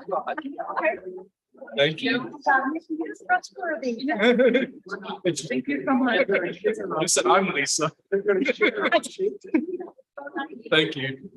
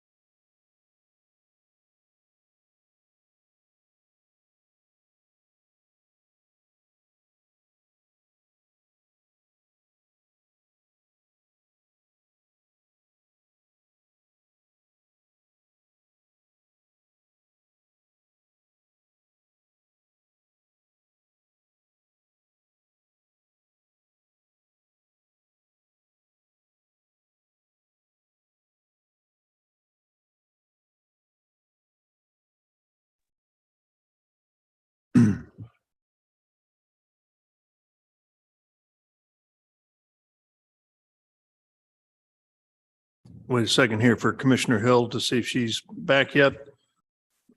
I'm here. I'll be back on screen in 2 seconds. Okay. All right. With that, thank you, everybody, for the little break here. So let's go ahead and get started now with docket item number 5, please. All right, docket item 5 is case number CPC 2021-00237. Request to approve an amendment to a previously approved preliminary development plan, which also serves as a preliminary plat in District UR on about 95 acres, bound by 22nd Street on the north, Bruce R. Watkins Drive, and the Paseo on the east, 27th Street, and about 100 feet south of 27th Street at Troost Avenue on the south, and Troost Avenue and about 150 feet west of Troost Avenue at 27th Street on the west, relating to changing the configuration of approximately 1.6 acres in the area generally at the intersection of East 27th and Troost Avenue. Anna Naniski is the staff planner. Thank you.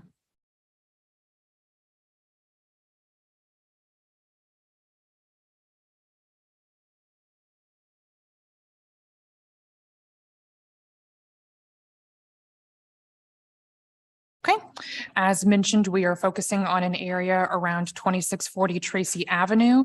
This site is zoned UR, and the applicant is requesting to amend the Beacon Hill UR plan to develop 2 apartment buildings on the subject site. As mentioned, the site is located in the Beacon Hill neighborhood. This is adjacent to Hospital Hill. This is a close-up of the subject site. You can see Troost Avenue all the way to the far left, west of the property, about a block or so away. The subject property is highlighted in yellow. There's 3 lots in question. They are currently vacant. This is a look of the lots from Google Street View. And this is a close-up of the Beacon Hill plan in its current form. So what was previously proposed was 2 single-family homes and a townhome / apartment complex. This is a close-up of the submittal from the applicant. You can see the 2 apartment complexes which face East 27th Street and the parking which is in the rear of the 2 buildings. There's also an amenity building on site. These are renderings provided by the applicant. Again, you can see that they face East 27th Street. They're proposing about 40 units total between the 2 buildings. And this is the approval criteria associated with a development plan. Now, I'm not going to go through all of it. I'm just going to focus on items B, D, and F. So in regards to approval criteria B, this is if the proposed use is allowed in the district in which it is located. As you can see from my previous slide, apartment buildings are allowed in the Beacon Hill UR plan. They are just amending the specific locations to allow for these 2 projects.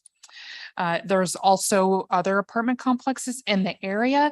This is some examples of apartment complex that surround the property. The property is highlighted in yellow. Then I'm just going to go through a few of the examples now. This site is not within the Beacon Hill UR plan, but there are the Longfellow Heights apartments that are adjacent to Troost. And then you've got the Mercado apartments. So I'm working from left to right, which is within that block that is sandwiched between Troost Avenue and Forest Avenue. Adjacent to the property, there are colonnade buildings that face East 27th Street, and further towards Paseo, we have the residents of West Paseo. And then review criteria D. This is in regards to pedestrian and bicycle connections on the site. A further analysis can be reviewed in the staff report, but something that I do want to mention is that there are pedestrian connections that connect the apartment building to all of the surrounding streets, as well to the parking lot in the rear. And an added amenity, plus like the bicycle parking that the developer provides, is that there is going to be further bicycle lanes on East 27th Street that connect Gillum Park to Paseo. So that would be an amenity bicycle wise for any future residents of the area. And then approval criteria F, which is if the location, orientation, and architectural features of the proposed project is compatible with the area. And as I've mentioned multiple times, the apartment buildings are oriented towards East 27th Street, which city staff likes. They are also in a design that is compatible with the colonnades. Yes, architecturally more modern in style than the colonnades, but they do have a similar aesthetic. Balconies also are a defining feature of these apartment buildings, which is similar to the colonnades and the apartments on Troost. So here's a visual representation of what I just described. You can see the balconies of both the proposed building and the colonnades.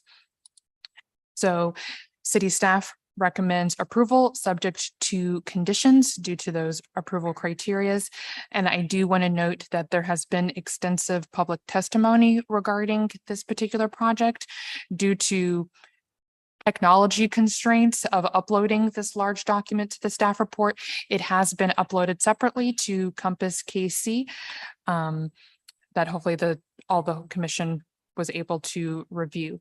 That concludes my staff report, and I'll be happy to answer any questions. Thank you. Can you state what a general theme of the testimony you received? Opposition. Opposition due to? Due to Number of things? Number of things, but primarily the change from the single family home use to the apartment use. Okay. Parking. And parking. And parking. Okay. Any questions from the commission to city staff? No. Okay. Let's go ahead and welcome the applicant then. Good morning. Morning, still. My name is Joe Christensen and my business partner sits next to me, Adam Schaefer. I thought it would be useful to kind of talk about the genesis of this project. Around late 2020, we purchased 7 single-family lots from the city of Kansas City. And in part of that negotiation with the original developer, NG Zimmer, and the city, an additional lot was brought up, and that lot is that townhome one that Anna as well highlighted. In those conversations, as we talk through the area plan, the UR plan, that's when from the original developer and ourselves and just that contract negotiation of those 7 lots, they said, well, we've got this extra lot, zone townhomes, and that kind of was the beginning of this project to say, well, let's look at something a little higher density here. The UR allows for that. It would need to be changed. And it fits what the city is looking for is incremental development and higher density. So we went down that path of changing the UR. As Anna highlighted, we first drew inspiration from these 3 parcels because they mirror across from Tracy's, those colonnades, even not just the architecture, but the parcel itself. If you flip it, it kind of has this short little L. And so the parcels not only mirror the colonnade plat, but also as we look deeper into that architecturally, we like that idea. It has been a long process, and the neighbor engagement has had several meetings, a couple official and other ones unofficial, and it's been drawn out. And there's been times that we haven't been able to satisfy all their wants and needs, but as Anna has pointed out, parking was a concern, density, traffic, height, and at time privacy. And so as we went down and just studied and understood the architecture of this project, at first it was 4 stories and the density was much larger. We have since taken that down, and the project that we're presenting today is only 3 stories of 40 units, which is smaller than the original project. We also moved the building off Forest and 27th to line up with the adjacent houses that are on Forest to give it a little bit of a buffer. That was a concern that was brought up during some of those meetings. Our parking is a 1-to-1 ratio there. And then the other concern was the privacy. At first, we actually had balconies on the back, maybe trying to take advantage of some of the views of all of Beacon Hill, the newer development side of Beacon Hill. But as we've dug and studied more the neighborhood engagement and the colonnades, we landed on the current design that is an updated colonnade. The balconies face 27th. It's along a transient line, but now have bike paths, and we feel like it gives good synergy to that area and to 27th. Yeah, I think in the end, what we really try to do is make it have real contextual design and something that, you know, the colonnades are, you know, scattered around Kansas City, and trying to pay homage as much as we could to that design and still fit within the neighborhood. Any questions from the commission to the applicant? Commissioner Hill? Okay, so at this time, let's go ahead and open it up for public testimony then.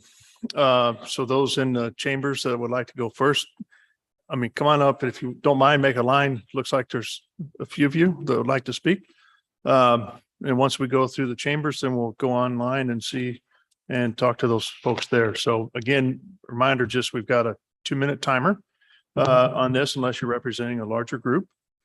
Joe's keeping track of that, and please help us in timing with repetitive. You can just state, you know, what they said, agree to the same things here. So and obviously you're noting that as we listen. So we appreciate that. Thank you. Yes, sir. Hello, my name is Ryan Bennett, and I live at 2513 Forest Avenue. I'm the chairman of the Architectural Review Committee, and I've been selected to represent the ARC and the HOA today. The job of the ARC is to approve plans submitted to the neighborhood for the tax abatement. So we've looked through and we've worked with all developments that have gone through our neighborhood. In my 6 years of being on the ARC, we've written some letters of support for the following developments: the Welcome House at 27th and West Paseo, Colonnades, the Mercado Apartments, the 2501 Troost Apartments, and the La Quinta Hotel. The ARC does not have any issues with development or density when it's done correctly. Throughout my time on the ARC, we have never had a developer that we have not been able to work with and find a solution for both parties. And this is also the first time in 6 years that we have opposed a development.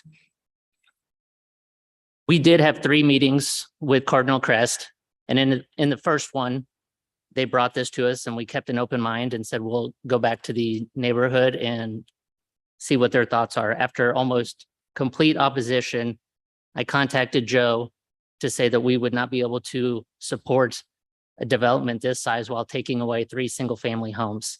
That's the 2 buildings, and eventually, or at first it was 48 apartments, which has now gone down to 40.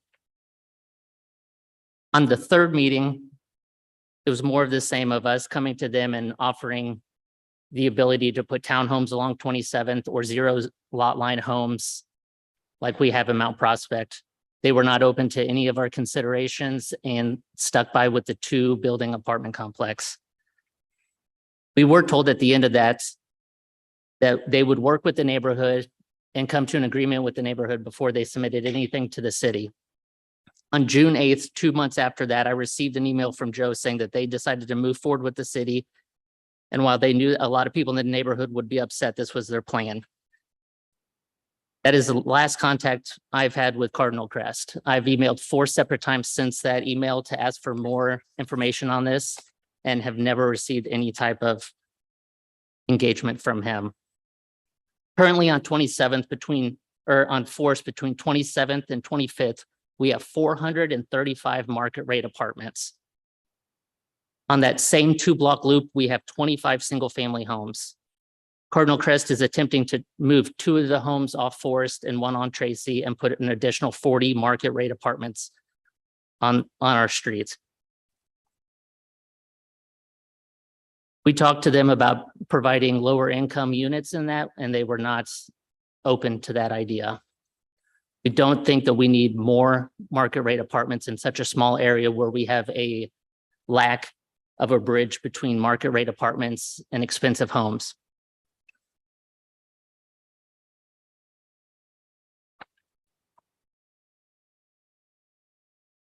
Cardinal Crest has spoken about affordability issues with the city and the cost of building homes in Cardinal Crest. So the ARC has been willing to take down the 1,800 square foot requirement of building homes and offer them to be able to build 3 smaller homes to help bridge the gap between larger homes and market rate apartments. We also suggested townhomes along 27th House that were owner occupied. Cardinal Crest has made no attempt in good faith to work with the neighborhood and listen to our concerns. They've met with us 4 to 5 times, but they have never worked with us. Despite this, we have provided a fair solution and we will stand by to this day. And this is for them to build one of the apartment complexes on 27th and Tracy and allow them to build the 3 smaller homes than 1,800 square feet. I believe this is a good middle ground that takes the rezoning of the city out of this equation. Cardinal Crest gets the higher density that the townhomes would provide. They get to build more affordable homes and the ability to rent out and manage an apartment complex on the corner of 27th and Tracy. And our neighborhood in exchange would be able to keep the 3 single-family homes. While the neighborhood would prefer townhomes that are owner occupied over in another apartment complex, we would be willing to make this concession in good faith and as a way to move forward without rezoning. As far as the parking is concerned, our issue isn't more parking. Our street is already full. The city has had to come out 3 separate times to add no parking spots. I've lived in my home on Forest Avenue for 13 months and I've only got my trash picked up maybe 40% of the time. That has only changed recently once the city came out for a 3rd time and added no parking signs. The reason for this is not the lack of parking, but the infrastructure that was put in place. So with that being said, we would like this to be removed from the docket and for the city to uphold the zoning for where the infrastructure was put in place. Thank you. Thank you.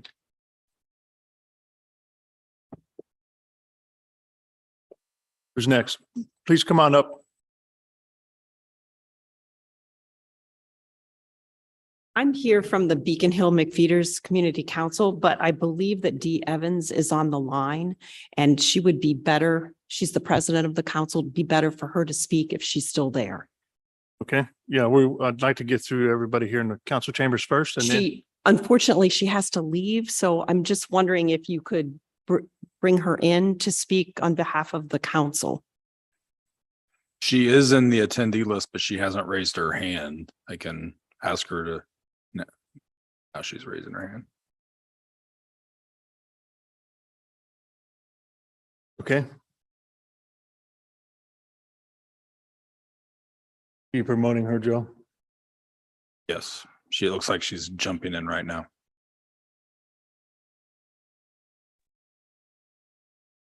Are you ready for me? Yes.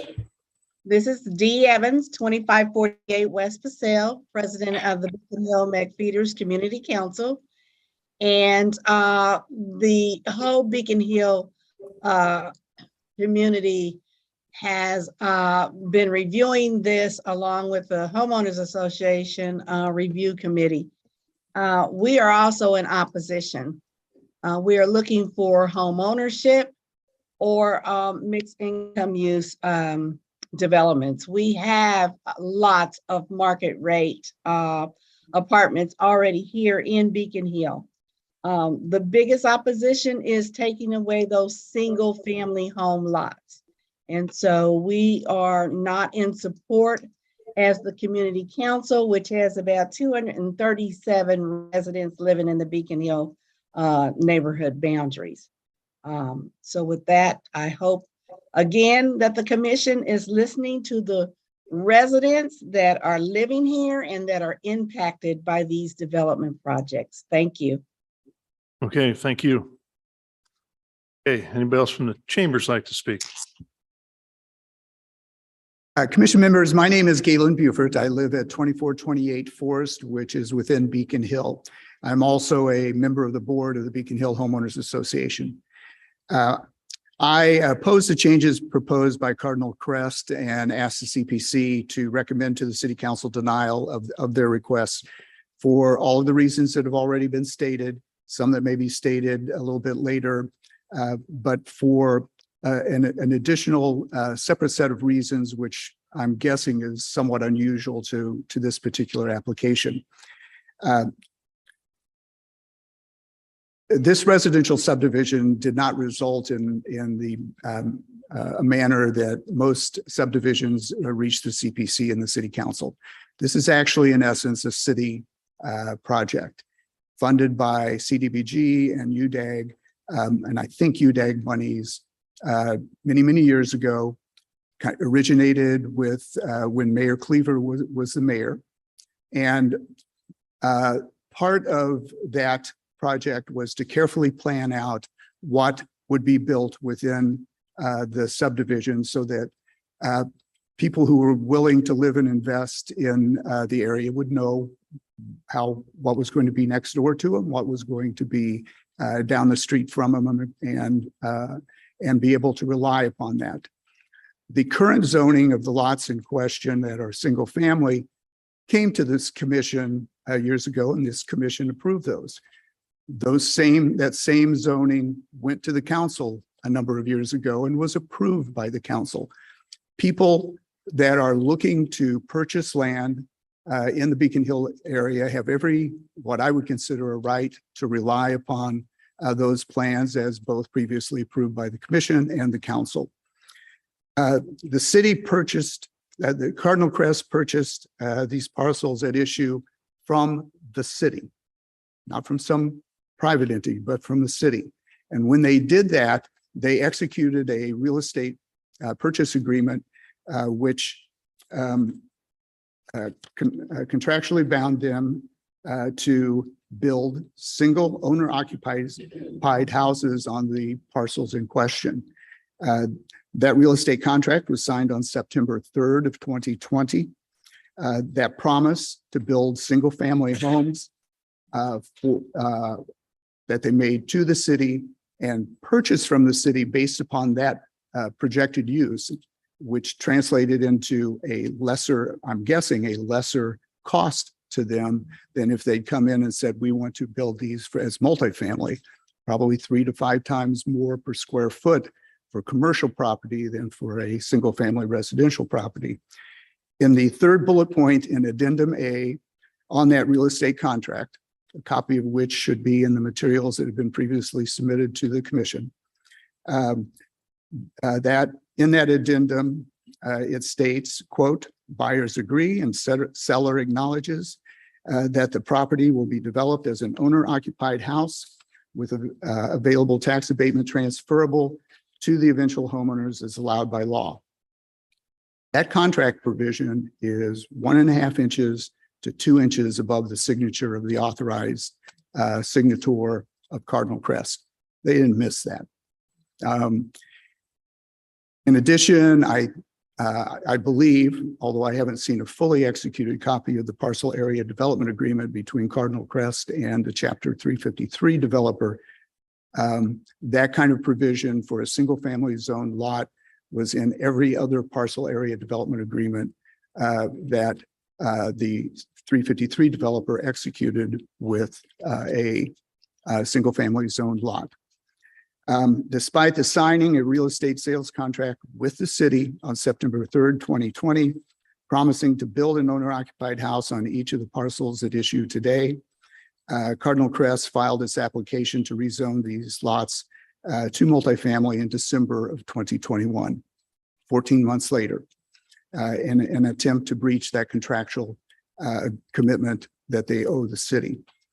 So for that reason and for the other reasons that you have and will hear, I ask that the CPC not aid the breach of contract with the city and ask that the CPC recommend a denial of Cardinal Crest's application.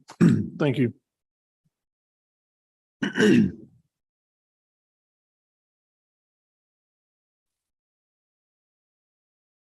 Good morning, Nick Zweifel, 2625 Forest Avenue.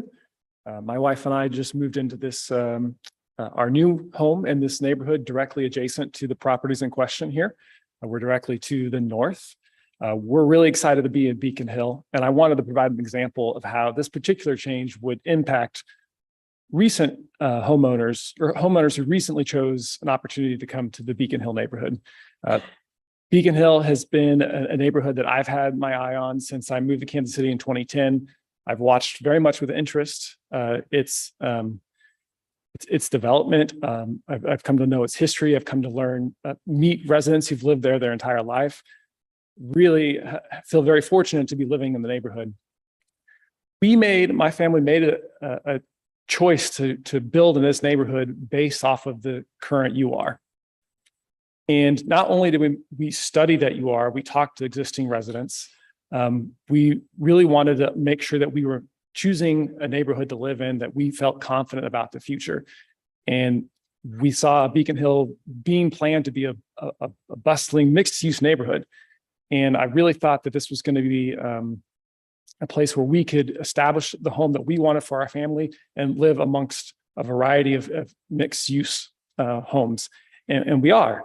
Now, we did anticipate that the UR plan would be followed and the homes next to us would be single family. I love living in a neighborhood where there's mixed use, but we made design decisions about our single family home under the understanding that there would be 2 single family homes next to us, and at the time, townhomes behind us. This is a significant change from that, and it would have an impact on our livelihood and frankly, the long-term value of our home. And I want more neighbors to come to Beacon Hill, and I want developers or anyone who comes and invests in the neighborhood to be successful. But this change would not respect the recent decisions that myself and my family made and others. Thank you. Thank you.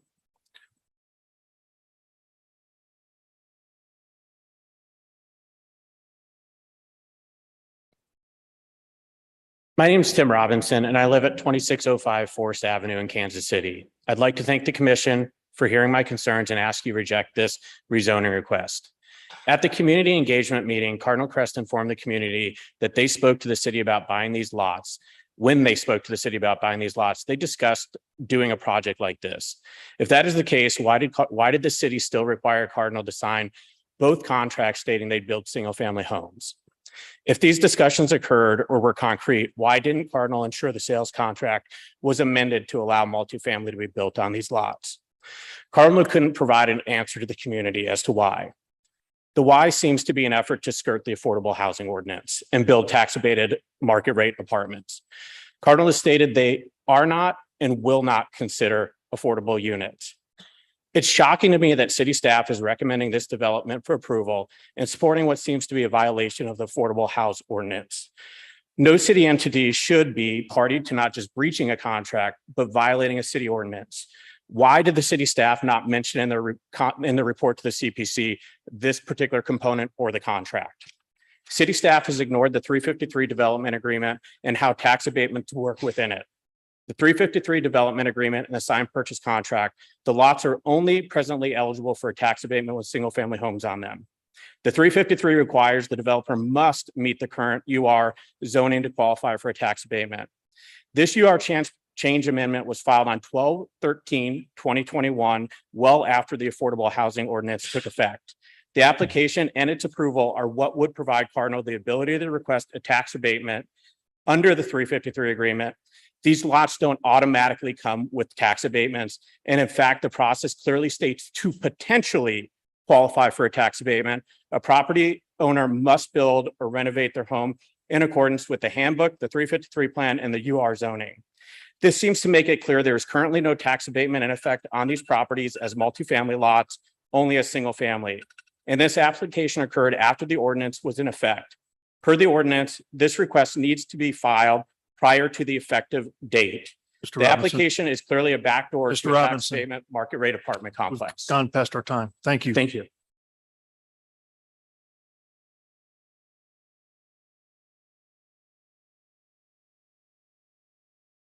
Hello, everyone. I'm Jane Keatsman, 2423 Forest Avenue. I've lived in Beacon Hill for about 12 years. I'm retired now, but I'm a custom home builder. My husband Randy and I built many of the homes in the Northwest Quadrant. That was phase one. What a great success the redevelopment of Beacon Hill is. We have alley parties now. In our neighbors' driveways, we sit and watch the Chiefs games. Nobody has to drive home. There's a bunch of kids riding up and down the streets. There's sledding and soccer games going on. And every so often you hear that chorus, car. And it's like our neighborhood when we were kids. When we moved in, we could count the kids on one hand. Last night, we had 65 trick-or-treaters. We built a playground last year and the school bus stops again. It's a delightful surprise. All these kids, it was really difficult to sell homes here initially. Realtors wouldn't show houses east of Troost.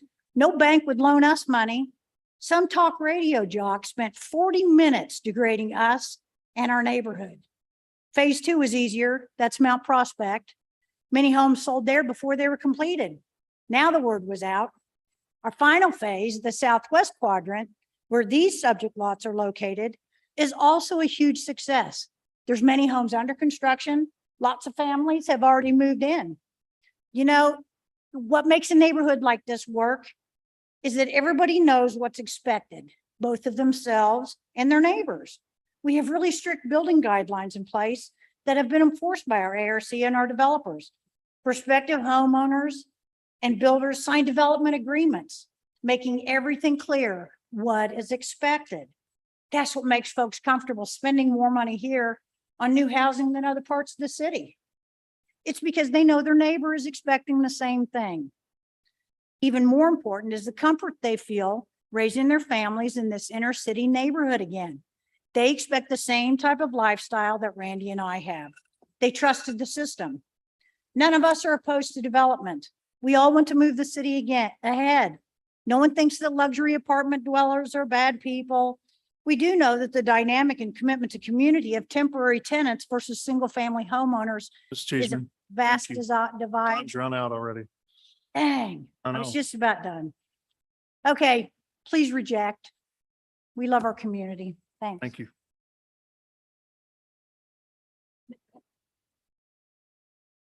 Gotta speak fast. Good morning. Morning. My name is Randy Keatsman. I live at 2423 Forest Avenue, along with my wife, Jane. We've been property owners in Beacon Hill since 2005 and homeowners there since 2009. I'm an architect, now retired, and Jane is a licensed building contractor. Working as partners, we were the first to purchase and develop single-family lots in the Northwest Quadrant of Beacon Hill, building and selling several homes in that section and always honoring the development agreements that we had with the city. To date, all construction on single-family properties by other contractors and homeowners has also honored and met that commitment. This project would be the first and only not to do so. I have served extensively as a member of, the chairman of, and a consultant to the Architectural Review Committee. Last week, in order to make a more detailed evaluation of this project, I requested by email accurate site planning information from Mr. Christensen of Cardinal Crest. That request has been ignored.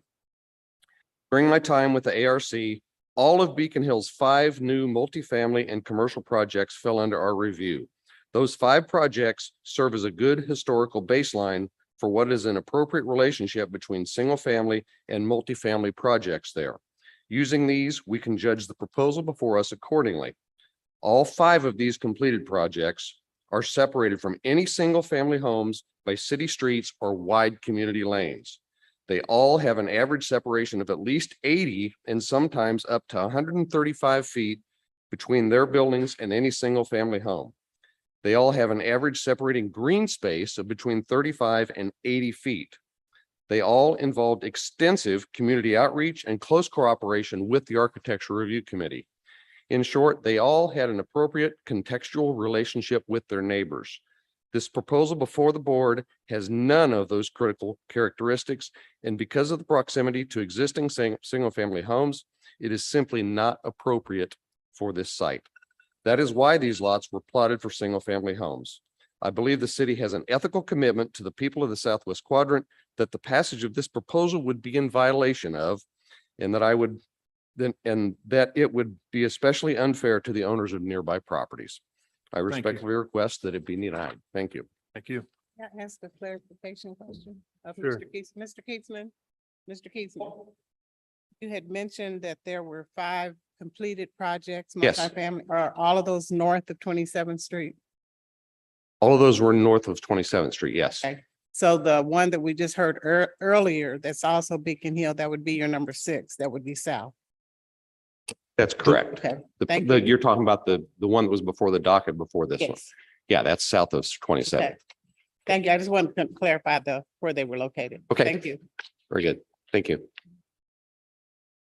Anybody else? Please come on up and just in an effort for time, come up to the front row if you'd still like to speak. So that way you can kind of get up and go from there. Thank you. Good morning. My name is Eric Hill and I live in Beacon Hill at 2624 Tracy Avenue. For reference, this is about 100 feet from the proposed rezoning and development site. I would like to thank the commission for hearing my concerns and ask that they reject this rezoning request. My wife and I moved into our house going on 2 years ago now. We are 2 transplants that met in Kansas City and liked it so much, we decided to stay. Although the structure itself is 114 years old, it is our first house. We chose it because we thought it would be the perfect neighborhood to start our family. This rezoning request is not only in opposition to the existing city development codes, as you have heard and you will continue to hear, but it will also fracture the neighborhood along East 27th Street and divide the growing community that we cherish and searched so exhaustively for. In your packet, you should have a document titled Beacon Hill Parking and Trash Dumpster Issues, as we have provided it to the city staff. Many of the items I speak to will be supported by that document. In the city parking and loading ordinance of the city development code number 88-420, it states that it is the intent of this article to help avoid the negative impacts associated with spillover parking into adjacent neighborhoods, and says that the regulations contained therewithin promote flexibility and recognize the excessive off-street parking conflicts with the city's policies related to transportation, land use, urban design, historic preservation, and sustainability. The Beacon Hill community has provided significant evidence to the city staff, the planning commission, and the council that the approval of this rezoning request would not align with existing city development code. Again, we have provided this in your included packets, and it clearly shows that we already have substantial and continuous negative impacts in the neighborhood from overflow parking. Residents are not receiving consistent city services such as trash and recycling pickup or snow plowing due to illegally parked vehicles that block city vehicles access to certain streets and homes. Additionally, as there's not enough overflow parking available already to accommodate, people are parking in no parking zones, newly laid bike lanes, accessibility ramps, and even on occasion in my own back lawn. Again, I thank the commission for my time and ask the commission to reject this rezoning request that is in opposition to existing city development code and will only exacerbate existing issues. Thank you. Thank you. Next, who's next? Hello, my name is Tara Robinson and I live at 2605 Forest Avenue. I want to thank the commission for hearing our concerns and request that you reject this rezoning request. We're actually confused at why this is even being considered for the amendment and it seems giving Cardinal Crest preferential treatment. My husband and I bought one of the lots in the southwest quadrant of Beacon Hill, same quadrant where they're applying for the rezoning. We were informed by the city and development partner in G Zimmer that all the lots had to be single family homeowner occupied homes, no exceptions. We actually inquired if we could purchase the lot next to us to build a home for my father-in-law. And we were told no, since we would not be the owner occupant of the home. We actually know of 3 other neighbors that made the same request to buy an additional lot, and they were told no as well. We know of a neighbor who inquired about buying the lot on Tracy that's part of this rezoning application, and they were informed on July 30th that that lot was actually sold, which was a dishonest statement. The sales contract was not executed until September of 2020. So the city and NG Zimmer applied a different standard to individuals interested in purchasing lots and specifically turned them down for reasons that were not applied to Cardinal Crest. Now they're taking a substantial step forward by considering a rezoning request for multifamily tax abated apartments. Let me be clear, we were told only homeowner occupied homes could be built on these lots. We were turned away when asking if we could buy another lot to build for my father-in-law. Still, the city has now moved forward, intentionally ignoring these facts, ignoring their contract requiring single-family homes on these lots. It's working to skirt the tax affordability ordinance to ensure max profitability for a developer. This sounds like discrimination or preferential treatment to me. The intent of the redevelopment was for the situation we are asking for, or sorry, the redevelopment agreement was for the situation we're asking for, multi-generational living, not for tax-abated multi-rate apartments for maximum developer profitability. We're here today in a position where the city's ethics and legality of the city has done are firmly in question. The city needs to take a step back and act with integrity in this matter and decline this rezoning request. We feel like it's a breach of the contract. If they do not, the contract that they had with us would be in breach. It would be a terrible precedent if the city were to help a developer breach a binding contract with neighbors, and in doing so also breach our contract and the affordable housing ordinance. Thank you. Thank you. Oh, my name is Rhonda, excuse me, Rhonda Beaver, 2614 Tracy Avenue. Thank you for hearing my concerns. I'm only offering comments from a personal perspective. And I'll limit it to traffic, parking, pedestrian safety in and around 27th Street, West Paseo, Tracy, and Forest. On 27th Street and West Paseo, parking is already problematic at this location. There's presently no available street parking on 27th Street between West Paseo and Tracy. As a result of overflow or inadequate available parking from renters, their guests, and delivery service workers at the Colonnade Apartments on 27th Street between West Paseo and Tracy. On 27th Street and Tracy Avenue, where I live, renters from Colonnade Apartments already park along both sides of the one-way street at Tracy heading north from 27th Street and the parking lot on the south side of 27th Street. Adding more apartments in this location will certainly exacerbate the parking problems with additional overflow and inadequate available parking. Parking along Tracy Avenue continues to gradually increase towards the middle of the block. This is creating a domino effect and additional congestion with homeowners, visitors, delivery, and service vehicles parking on Tracy. There are single-family homeowners with smaller lots and or limited space between those lots, and without driveways or alley access parking, they must park on the streets. They have no choice. By adding more apartments, parking becomes more strained and moves further north. On 27th Street and Forest Avenue, the north entrance to Forest from 27th Street is a divided two-way street. As homes are constructed, parking along Forest Avenue has also become a more serious and congested problem. There reportedly have been instances of fire and city trucks unable to progress along Forest from 27th Street due to street parking. City planning and development staff is aware of this growing parking problem in this area of the neighborhood and would be unconscionable that the staff would recommend approval of a development that increases a problem they know already exists. We all know the parking issues on this particular streets will only worsen when approval of this proposed multifamily development. Then relative to vehicular and pedestrian safety, placing a driveway for multi-unit access on either Tracy Avenue or Forest Avenue so close to 27th Street has the potential to increase vehicular accidents. Again, there is no available street parking on 27th Street. Parking south of 27th Street and walking across the street to or from the north Beaver. increases foot Thank you. traffic. Time's up. Thank you. Thank you. Who's next? I want to reiterate everything that everyone has already said. I'm Jessica Dressler. I live at 2542 Tracy in Beacon Hill. Obviously, you've heard us speak. This is going to create more traffic problems that we already have. Like my neighbor was saying, if you have people living on 27th, they're across the street parking on the only available street parking, and then they're crossing a busy street. Yes, you're going to have more accidents. There are a lot of other issues. The biggest one is we all purchased these with the tax abatement to build a single family house. It is not fair to my neighbors that you let these guys go in and build a multifamily massive. It's not small. Going from 48 to 40 is not a concession for the neighborhood. They didn't listen to one single thing that was our issue. They didn't have any positive interaction with us whatsoever. When we would ask questions, we were told that we were to be good boys and girls and listen. That's not positive. This is not good. I just want to passionately say to you, from all of us, there's absolutely nothing positive, and we desperately ask you to reject this rezoning request. Thank you.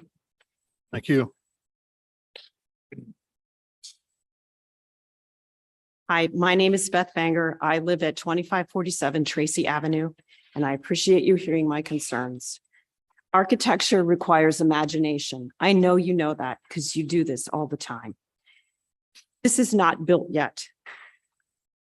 But I would like you to understand that there are many in the neighborhood who feel that this would undermine all of the efforts that we've made to integrate Beacon Hill. As you know, most of the building in Beacon Hills happened north of 27th Street. A lot of longtime residents live south of 27th Street. I'm part of a neighborhood engagement team that has for years tried to bring people together. It's made up of people that are new to the neighborhood, people who have lived here for more than 20 years. We plan engagement activities so that neighbors can get together and deepen their relationships and get to know each other and understand each other. As a matter of fact, I'm secretary of both the Homeowners Association and the Beacon Hill McFeeters Community Council, which has served the neighborhood for 48 years. I'm an example of how this neighborhood is changing and integrating. And I'm here speaking on behalf of my neighbors and the fears that if you let this rezoning for these single family lots go through, these apartments will create a wall of apartments along 27th Street, connecting the Mercado with the colonnades, essentially manifesting this physical divide between the north and south along 27th Street. So I respectfully ask you to deny this request and not let these developers shoehorn in apartments where they really don't belong. We were not here opposing the Mabion project. We support the Mabion project because we need more affordable housing. We believe in the new urbanism concept. And I ask you to look back to that and respect what neighbors are trying to build in Beacon Hill. Thank you. Thank you.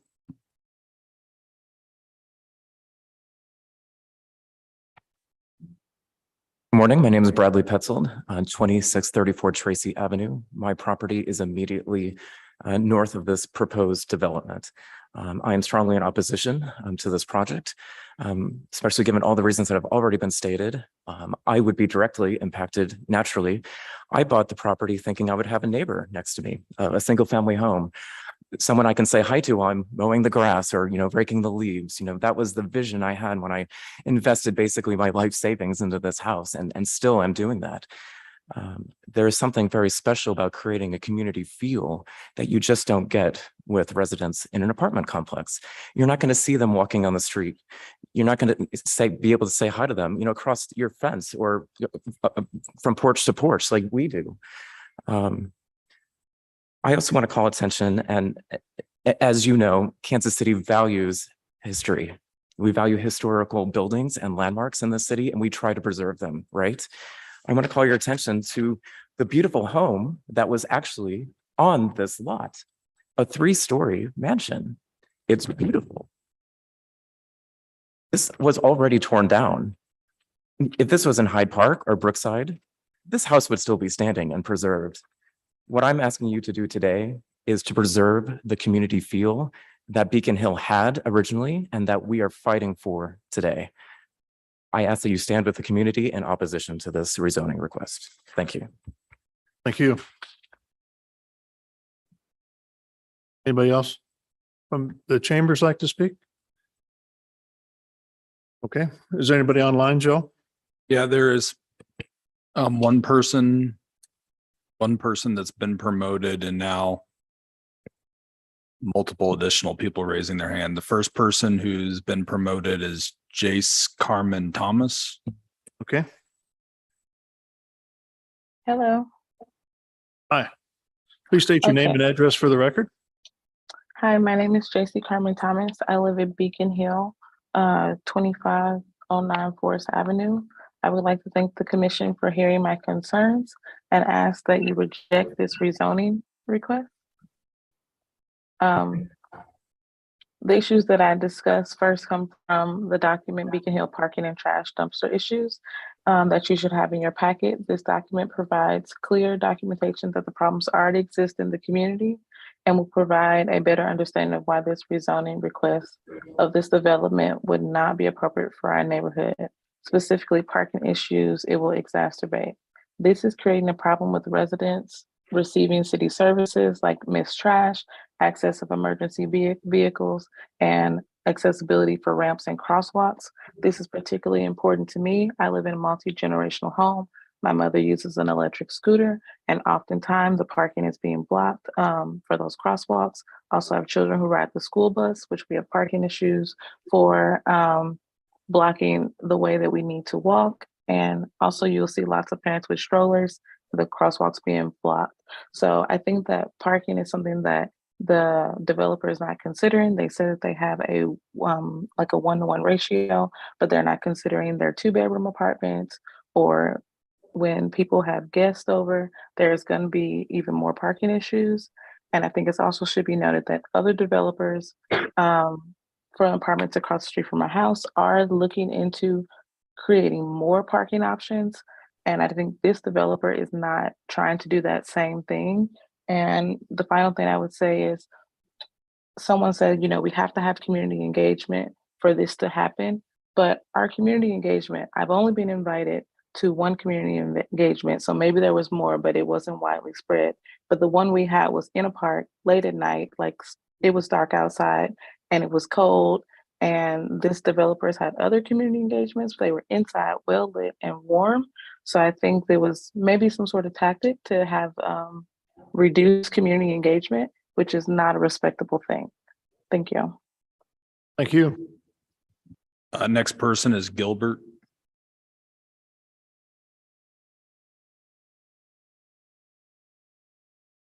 Gilbert, is that you said? I'm sorry.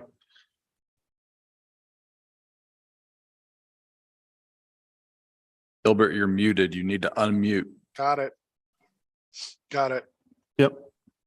Thank you. My name is Chris Gilbert. I live at 2547 Tracy. I just want to say that I am opposed to the rezoning of these lots as currently conceived with this plan. And as a member of the Beacon Hill HOA ARC, I am in full support of what Brian Bennett's statement and of all the sentiments that have been made thus far. Thank you. Okay, thank you. Next person is Mary Quackenbush.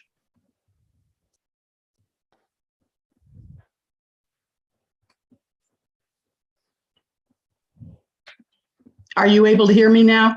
Yes. Wonderful. My name is Mary Quackenbush. I live at 2446 West Paseo Boulevard, and I oppose this rezoning request. I'm going to be very brief because my wonderful neighbors have given you a lot of the details. I just want to talk about. Okay. Oops, I'm sorry. Am I still on? Yes, you are. Okay, sorry about Yep. the. I have two primary objectives or objections. One is about density and the other is about legal obligation. Density comes in two dimensions. The last thing in the world we need in our neighborhood right now are more market rate apartments. What we need, and you saw the community support when the Mabion project was presented before us, what we need are more affordable housing, whether that be rental or, in our view, preferably purchasable homes. And you've also heard the second dimension, the parking issues that already exist and just will be exacerbated by this. My husband, I think, has really summed up the project as the density of what they're proposing to build is trying to take a size 12 foot and jam it into a size 7 shoe. So we oppose this on density and we oppose it from a legal standpoint. This developer signed a contract. The city is required to enforce that contract. In summary, I oppose this and support all the other comments that my neighbors have made. Thank you. Thank you. Emily Bennett. Yes, hi there. My name's Emily Bennett. I live at 2513 Forest Avenue. Just basically want to reiterate essentially what Mary had just said. She essentially got all the points that I was going to speak about today. And I also agree with everyone else in the neighborhood about the opposition. And I just want to state my opposition for the record. Okay, thank you. Patrick Sixta. Hello, can you hear me? Yes. Very good. Well, I would just echo everything Mary just said. I think she nailed it on the head with her analogy about shoving a huge foot into a small shoe. I live at 2603 Forest Avenue. That's the north end of the proposed block, and I've lived there for about a year. The alleyway is tight. The street out front is tight. The density would just not be supported in this area. So for all reasons and sentiments already echoed, I oppose this rezoning. Okay, thank you. Thanks. And there's one other person with their hand raised, Y McKinsey, but they haven't accepted the promotion.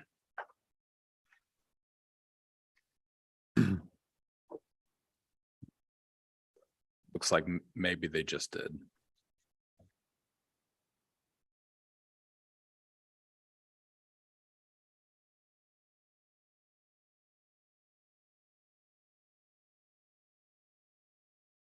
They lowered their hand, so maybe they don't Okay. want to speak. Anybody else then, Joe? Now they raise their hand. Okay. I've submitted a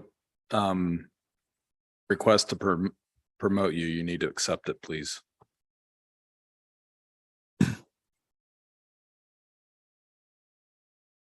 Okay, you're on now, but you're muted.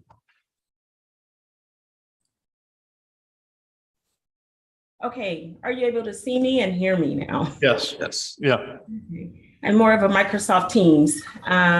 So Zoom is always fun for me. My name is Yolanda McKenzie. I'm the Director of General Services, and there has been a lot of discussion about the property here. I'm not here to provide an opinion one way or another. I just want to share that in 2020, I think it's the summer of 2020, we've entered into an agreement to sell certain parcels of land that I believe we're talking about today. And through that sale, we entered into an agreement that the buyer would develop single owner occupied homes on these properties. So I just wanted to put that out there that I do have a real estate contract that has that language in there.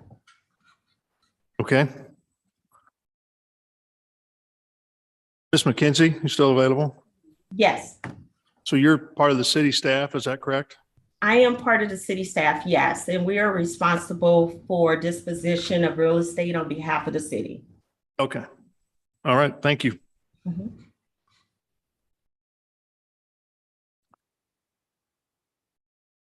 There was one other person who had their hand raised, but I don't see them anymore. So I think that's it, Mr. Chair. Okay. So this is going once and twice. Anybody else in the audience want to speak? Okay, now he's got his hand raised again. You want me to promote second, this? sir. My name is Fred Townsend. I live at 2411 Forest Avenue. And for all the reasons that have already been very clearly delineated, I would reject and encourage you to reject this development. Thank you. Okay. Who's the person online? Jerry Thomas. I'll give him a promotion request. Please accept it, Jerry.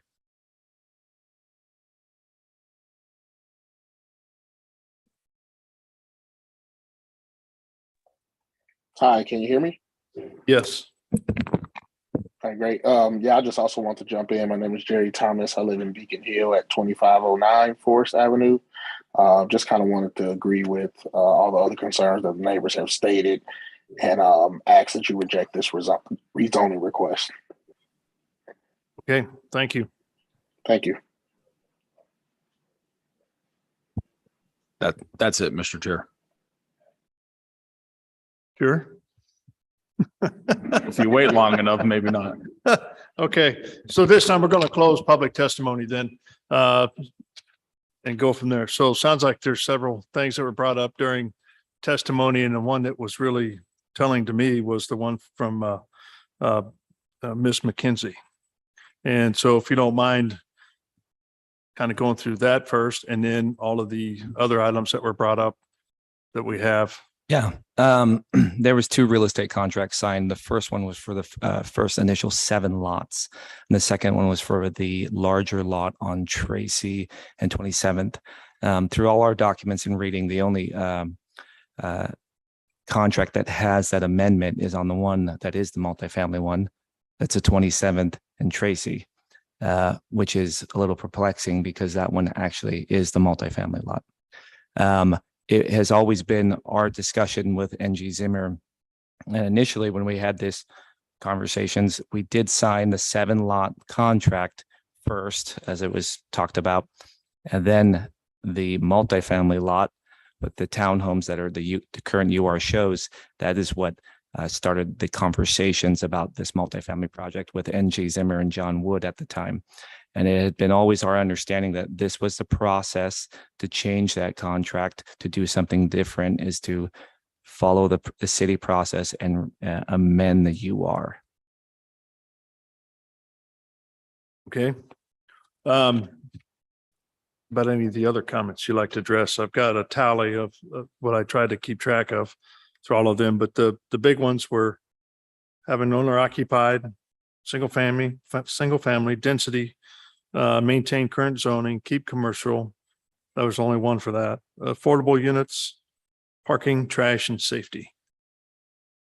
I think the parking, we only have, it's 8 2-bedroom and 32 1 bedrooms. And we took that in consideration with prior comments that a 2-bedroom might have 2 people or guests and whatnot. And so we did take that in consideration in the way we planned out the 2 buildings. It does have its own trash enclosure included in the site plan. You can see there. And I understand we are building 5 other single family lots right now. And the construction traffic is intense as it is during those times. We build all day long and it's not fun during that period of time. And so there is an increase of traffic currently on Forest, and the other apartments just finished up. I think something else to consider is these are 40 more residents in Beacon Hill. These were 40 more people that will be able to enjoy the city, the amenities that they've put in, the parks, the walkways, the trails. These people they have names as well, families. And just like how I did when I moved to Kansas City 12 years ago, I moved to the River Market.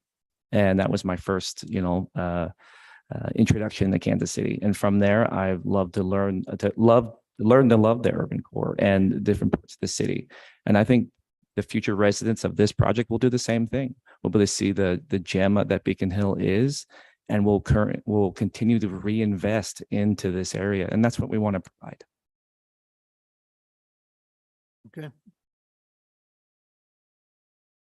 Can you clarify what you were saying earlier about the contracts so my understanding of what you said is that with at least one of the parcels that we're talking about today, you understood what the intent of the agreement was, but you also understood there's a process by which you could change it. And so you knew it was a somewhat, I'll call it a calculated risk, that you wanted to try to develop something that's denser that you thought was good for the neighborhood, but you did understand at the time that you might have to settle for single family homes there. Agreed. Yeah. Okay.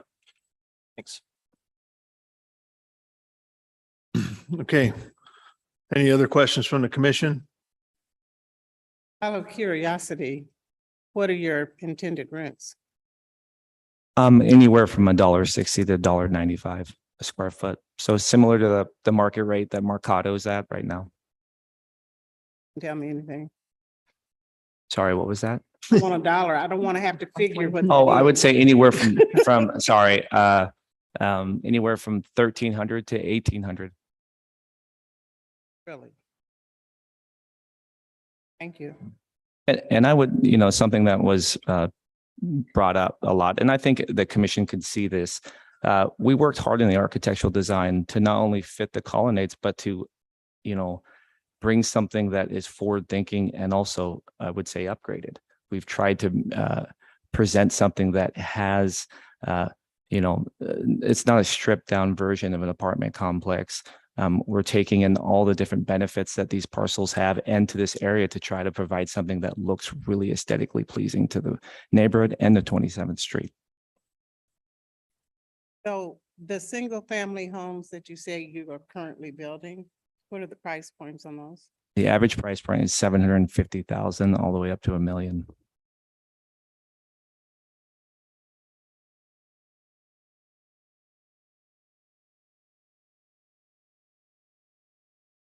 And Mr. Chair, can I clarify some things from a staff perspective? Sure.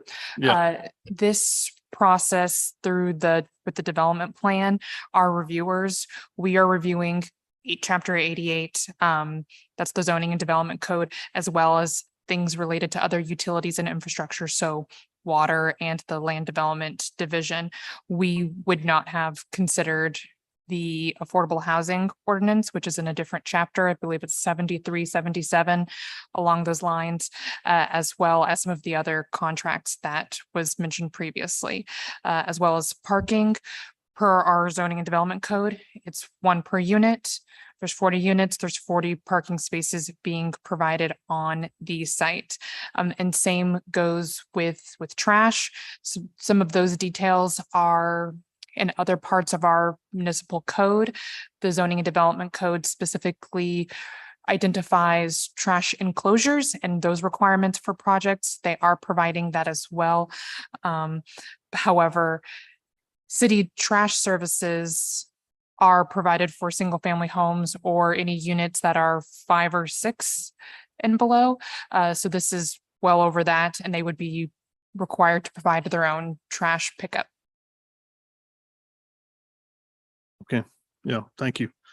Thank you for that reminder. I mean, that was one piece I was going to say as we close testimony. Any other questions from the commission? Anybody?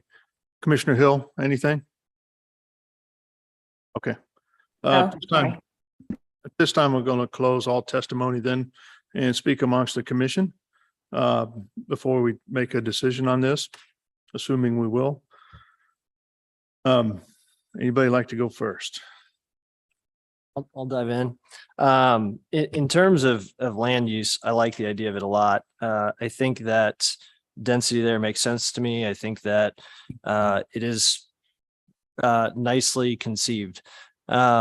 The problematic piece for me is, and I also fully agree that we should be able to have methods to change zoning, change land use over time. I think we want to be reactive to the right projects, the right plans, et cetera.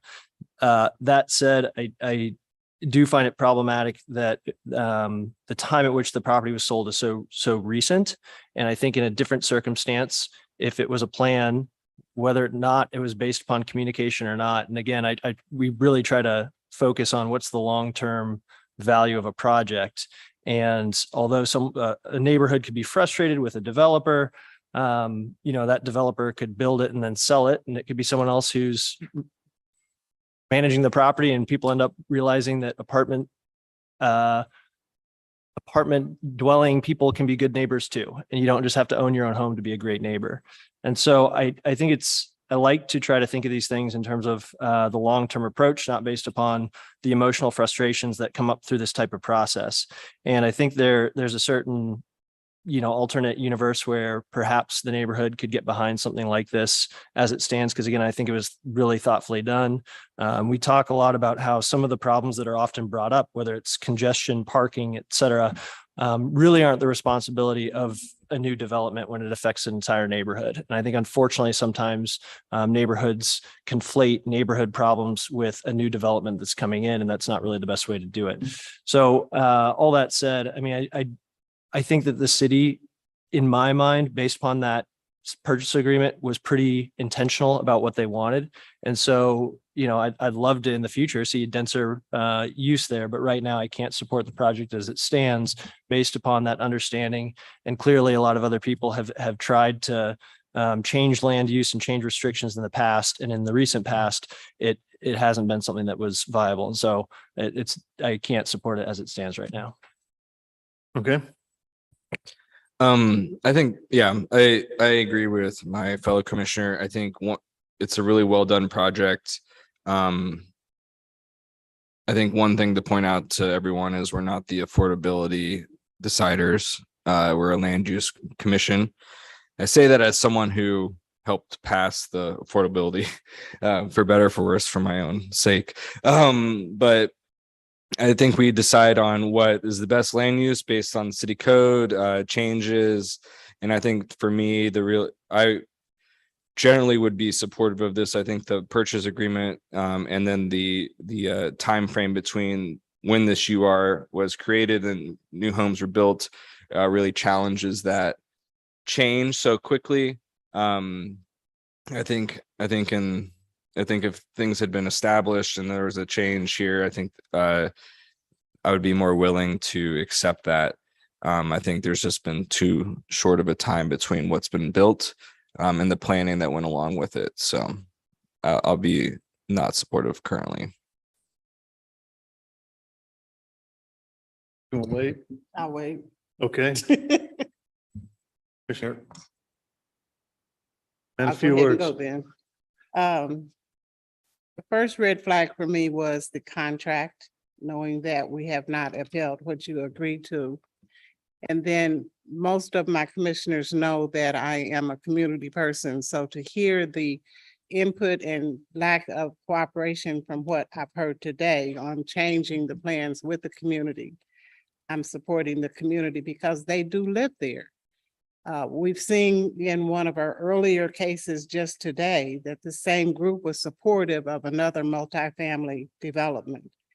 And confirming with one of the presentations, Mr. Keatsman, I believe was the correct name, knowing that there were 5 other multifamily developments that were already completed in this area where they cooperated, is another flag to me that they're there to make a community that is diverse and affordable, and that they're not having that cooperation and trying to do that with your development. I did not hear them say they didn't like you as a development team. What I heard was they weren't getting that cooperation to be, what's the word I want? Accommodating, to give and take. That's what I want, to give and take from both sides to come up with something that works for you. Even though your contract said one thing, I believe if they've had more cooperation, that they would have gone to bat with you for that contract amendment as well. So today I'm not supporting your project. Okay, Commissioner Hill. Thank you. I echo the same sentiments as Commissioners Enders, Baker, and Beasley. I think the overall design of the project looks fairly good. It's just the wrong fit for this community. And hearing the comments from all of the testimony, I will not be in support of this project as it stands. Okay, that leaves me. So trying to take a tally here of all the issues that were brought up. Owner occupied, I had 5. Single family, 9. Density, 8. Maintain current zoning, that was the highest, 11. Keep commercial, 1. Affordable units, 4. Parking, 5. Trash, 2. Safety, 1. I really echo all the same discussion that our rest of the commissioners have stated. I like the design. I like the apartments. I like them sitting and facing 27th Street, which is it's a highly used roadway going east-west in that area. I think it really supports that.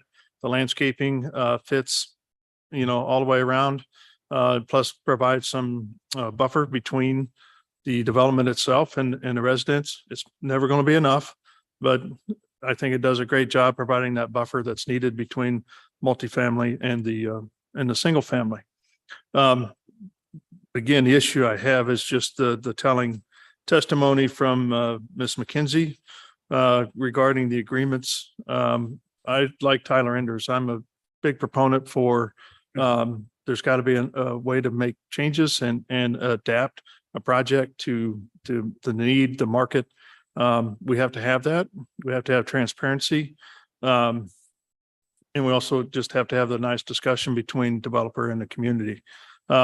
So that's the piece that really holds me back. I'd be full support of this project, but I simply can't with that one little piece. So with that, I'll take a motion, please, from commission. Move to recommend denial for case number 5, docket number 5. Second.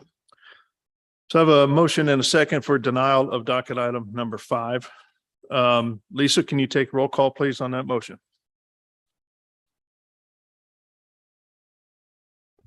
Commissioner Baker, Aye. Beasley, Aye. Corral, Aye. Anders, Aye. Hill, Aye. and Rojas. Aye. So docket item number 5 has been approved as a denial, and that's how it'll go forward as a recommendation to the council. Thank you for bringing it in. Thank you. Thank you, everybody, for coming in and your support. Okay, so with that, Joe, we've got 2 docket items left.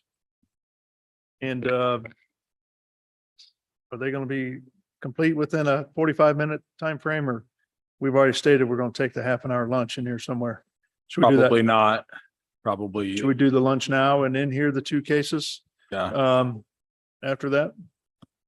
That may help.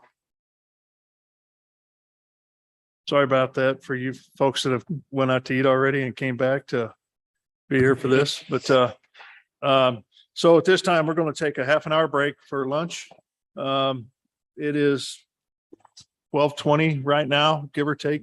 We'll be back here at 10 till 1 to finish up the meeting.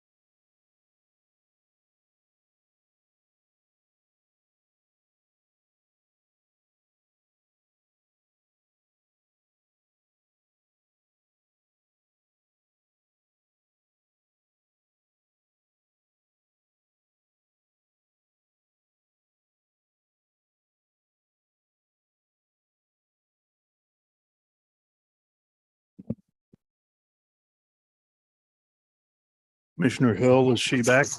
Bless you, bless you. I'm here. Fantastic.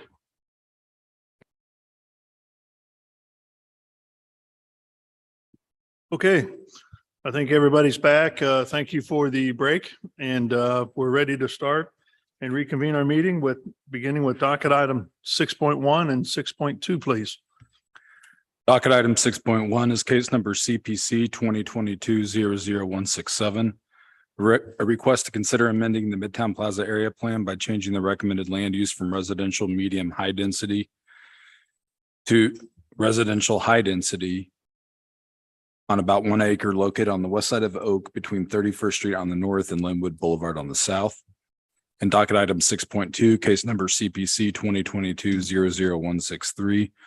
A request to approve a rezoning from District M1-5 to District R1R-1.5 on about 1 acre at the same location. Olufo Agbaji is the staff planner. Good afternoon, Mr. Chairman, members of the Plan Commission, Olufo Agbaji, City Planning and Development staff. Let me make sure I share my screen before.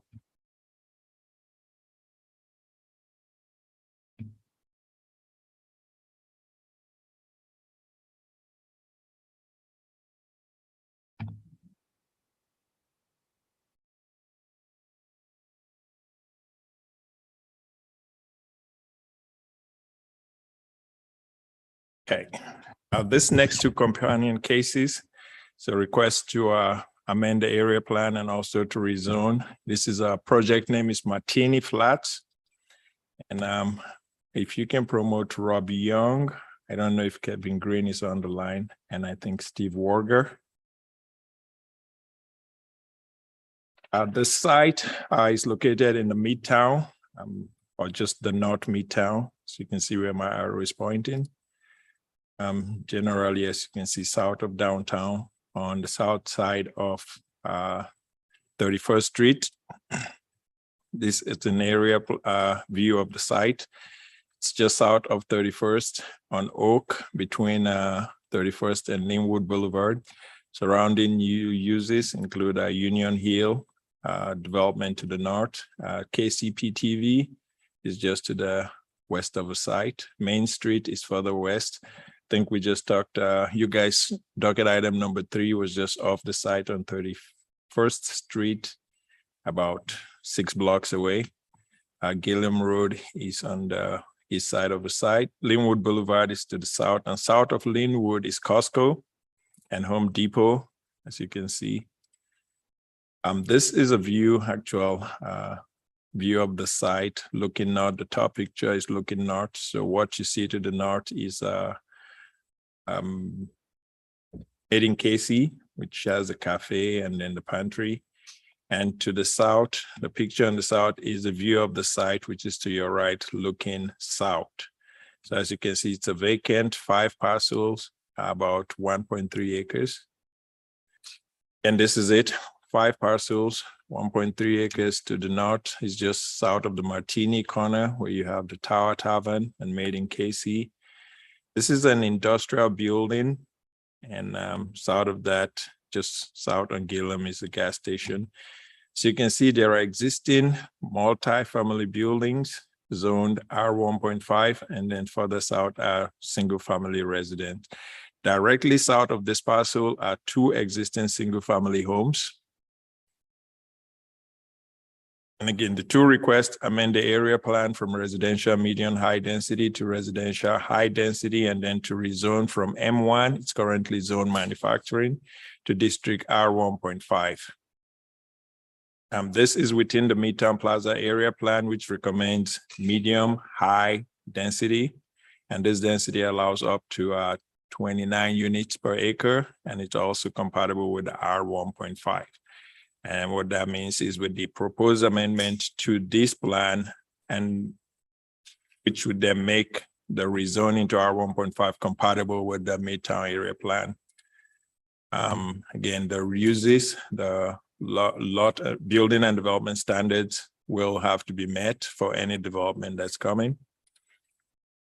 This is a conceptual preliminary plat that the applicant had discussed with staff, and he is proposing 12 lots. That's not for discussion today.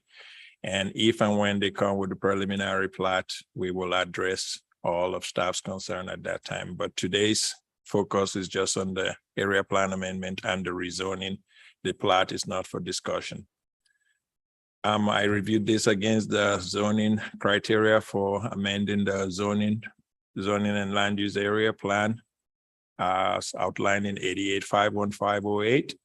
And staff's recommendation for the area plan amendment is for approval without condition, and also for the rezoning approval without condition. That ends my presentation, and I'll take any questions. Okay, excuse me. Thank you. Any questions for city staff? So when we say we move to residential high density, what's the X unit per acre versus the 29 and the medium high density? No, the medium high is 29 units per acre. So that's the max. That's the max. But we'd be changing it to high density. High density would be higher than 29. Changing it to medium high. Not going too high. So. Well, the agenda says from medium high to high, so is that incorrect? Let me see. Let me see my description. So was that on the docket? Yes. Oh, so the docket may be wrong. Fine. Either way, let me look up that number for you on what both of them are. I mean, I'm preferential. Should be residential high, so sorry. So, This view, this is wrong. So my analysis says residential high. So the request is to change it to residential high. And that gets you to 29. Okay. Are you asking me? Yep. Or you not yet, Bill? I do have I mean, I'm not opposed to it. I just was wondering. I was interested in it, so.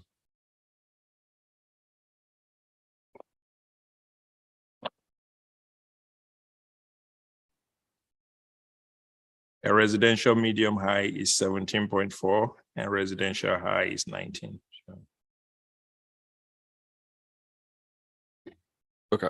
Units per acre. Units per acre, yep. And I'll double check. I think I got the residential medium high from a document that's attached. I will double check that with Morgan Pemberton. So I attached her analysis and I think that's where I got that number. Okay, thank you.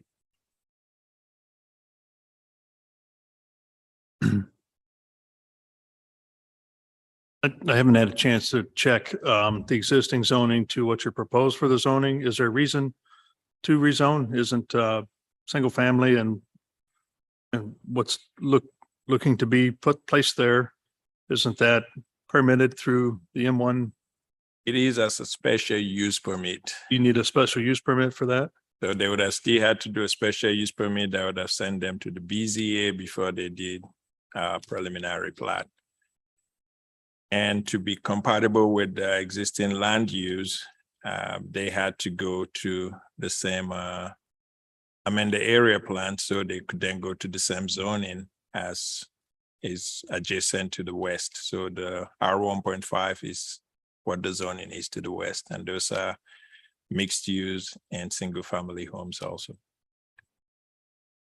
I can understand the rezone or the area use plan modification, but just a rezone.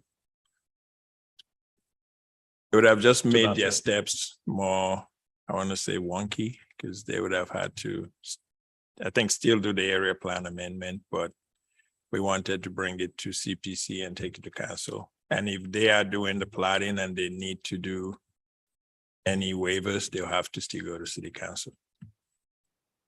Okay. All right, any other questions from the commission to city staff? No, Commissioner Bill? no. Okay, so let's go ahead and welcome the applicant to the applicant's available. Is it Kevin? Hi, this is Rob Young with RLB for Land Survey. We are representing Kevin Green, who's the developer, and I also have Steve Warder online here. We're more than happy to answer any questions you have. Okay, anything to add from staff's presentation? No, we're just pretty much following their direction on getting these to 12 single-family lots. Existing, previously platted were 11. So we're essentially adding one lot. They're going to be placing 2,500 square foot single-family homes on there. Okay.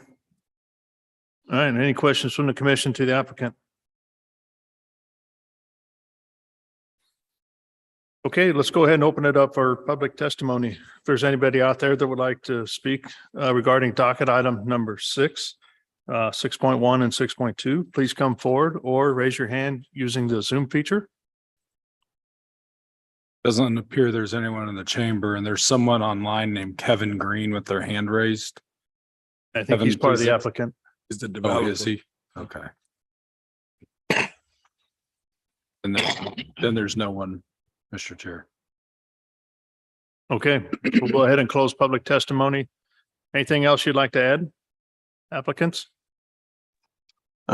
Well, we did hold a neighborhood meeting and did not have anyone show up. I did have one response from a gentleman on the northwest corner of 31st and Oak with just some general questions regarding what we had in mind. I guess there were some rumors floating around. There was container homes planned to go in there. After I told him what we were planning, he seemed like he was on board with it, but I have no further conversations with him. Okay. So at this time, we'll go ahead and close all testimony, have a discussion amongst the commissioners. If there's nothing to discuss, I'll take a motion, please. I move to approve docket item 6.1 without conditions and 6.2 without conditions. Second. Okay, so I've got a motion and a second for approval of docket item 6.1 and 6.2. Lisa, can you take roll call on the motion, please? Baker, Aye. Beasley, Aye. Crowell, Aye. Enders, Aye. Hill, Aye. and Rojas. Aye. Okay, looks like the motion passes for approval of docket item 6.1 and 6.2. Thank you for bringing it in, and I guess we won't see you next time, will we? Nothing else to see, is there?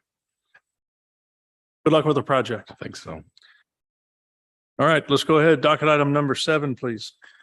Docket item 7 is case number CPC 2022-00164. A request to approve a rezoning and a preliminary development plan for rezoning to District UR for an apartment building with parking garage and associated amenities on about 2 acres at 240 Oak Street.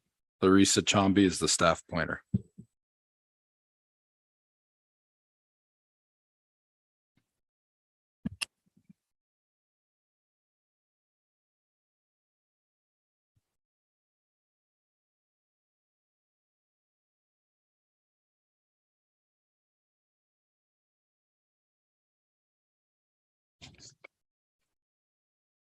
All right, good afternoon, everyone. I have just handed out the conditions report and the corrected meeting sign-in sheet for this project. The one attached to the staff report was incorrect, so wanted to let you know that they did hold the meeting and only 2 people showed up.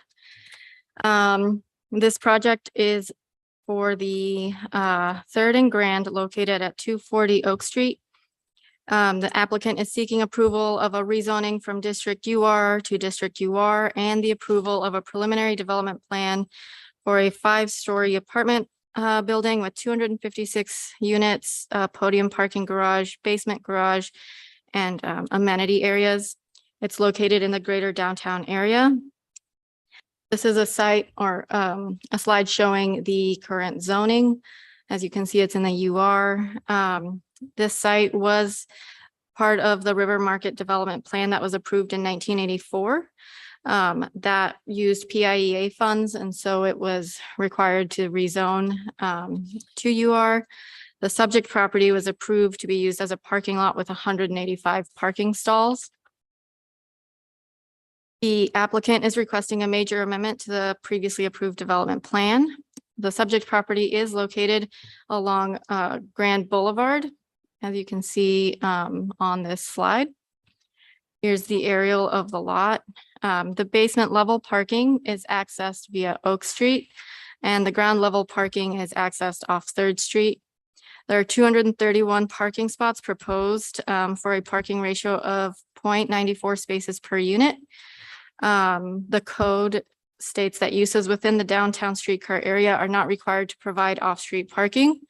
The current owner, the developer, and the city have signed an executive agreement that requires this parking ratio. Of the 231 parking spots, 4 are proposed to be public.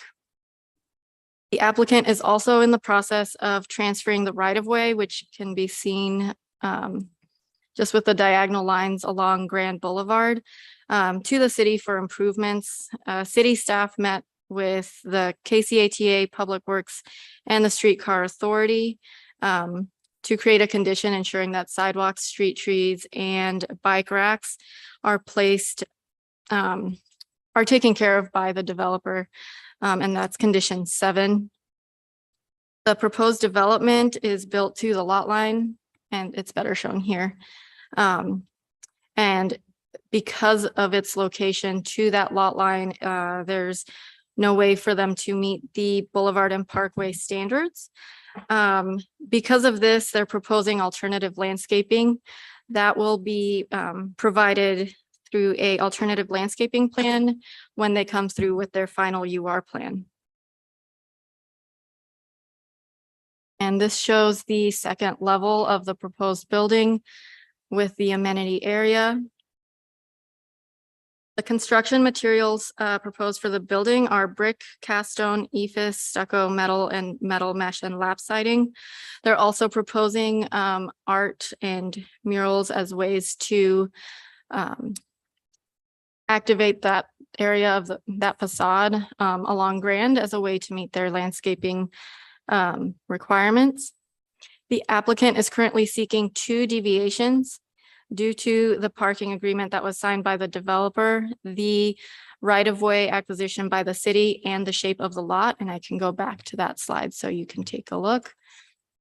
The lot narrows to the north. So the first deviation would be that the code requires ground level street frontage shall be improved with retail, office, and residential uses.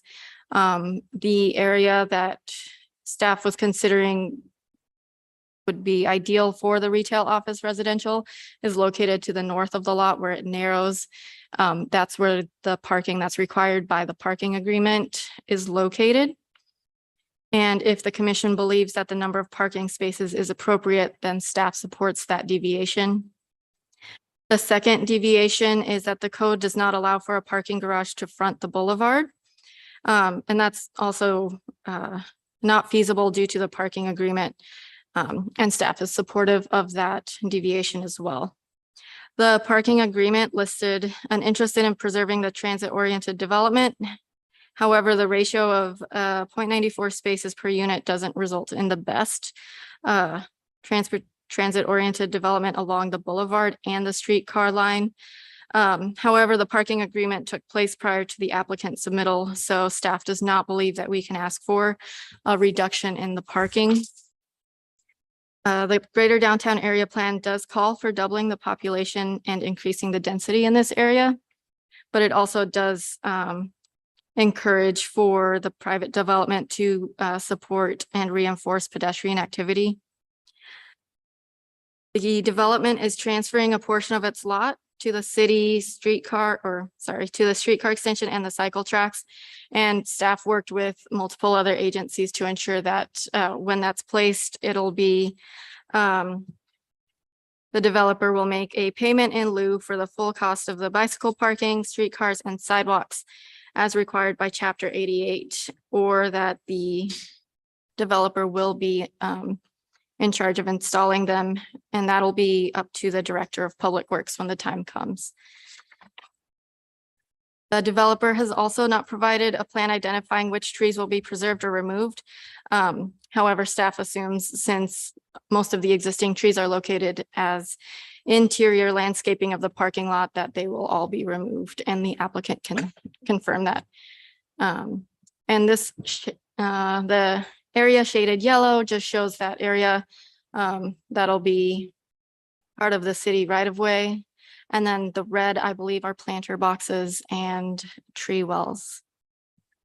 And then since the creation of the staff report, there's been a couple conditions that have been revised or removed. So the first condition is condition 8. And that's been revised to say the deviations to the prohibition of a parking garage on a boulevard and to the required improvement of a parking garage with retail, office, residential, or other uses are hereby granted. The developer shall propose aesthetic improvements to the garage frontage along Grand as required by the City Planning Department and the Parks Department. And then condition number 27 has been revised to say that the developer shall enter into an encroachment and indemnification agreement in a form acceptable to KC Water prior to plating or the issuance of building permits, whichever occurs first. And KC Water also required the removal of condition 12. The applicant has already met that condition. And then these two conditions were submitted by the Parks and Recreation Department prior to staff learning about the parking requirement that the developer signed prior to applying. So these two are up to the commissioners to decide if we will keep them with the project or if you see that the number of parking spots required just means that these need to be eliminated. And that's the end of my staff report, and I can answer any questions if you have them. Okay. Go ahead. The first line, it reads, a request to approve a rezoning from District UR to District UR. Is that a typo? It's currently zoned UR, and it was approved to be only a parking lot. And so in order to approve the development, they have to rezone to UR again to allow for the building. You are like MPD as a planned zoning district. So whenever you need to amend the plan, you're rezoning the property to allow the new use. I want to make sure I understand the parking agreement and the deviations. So the two deviations are based upon the parking agreement of the ratio 0.95. And so, and the parking garage is 2 levels, which are not connected internally. It's 2 different levels stacked on top. So just to make sure I understand, in theory, other solutions to the deviations could be excavating further on the first level and putting more parking in the lower level that's accessed off of Oak Street. And then in theory, we wouldn't have these deviations because you could put retail on the first floor, or you'd still have the garage. And yeah, and I guess you'd still have the garage facing the boulevard. But in theory, we could, if financially it worked out for the developer to excavate more for parking, that would work, or they could reduce the number of units and have less parking spots. Yes, you're correct. And then in terms of lot line and building to the lot line, same situation there. I just want to be clear because I totally understand the idea of certain limitations based upon the structure as built, but I want to be clear that these are choices made by the developer and not, you could have a smaller profile building, less parking spots, et cetera. Totally willing to consider these deviations.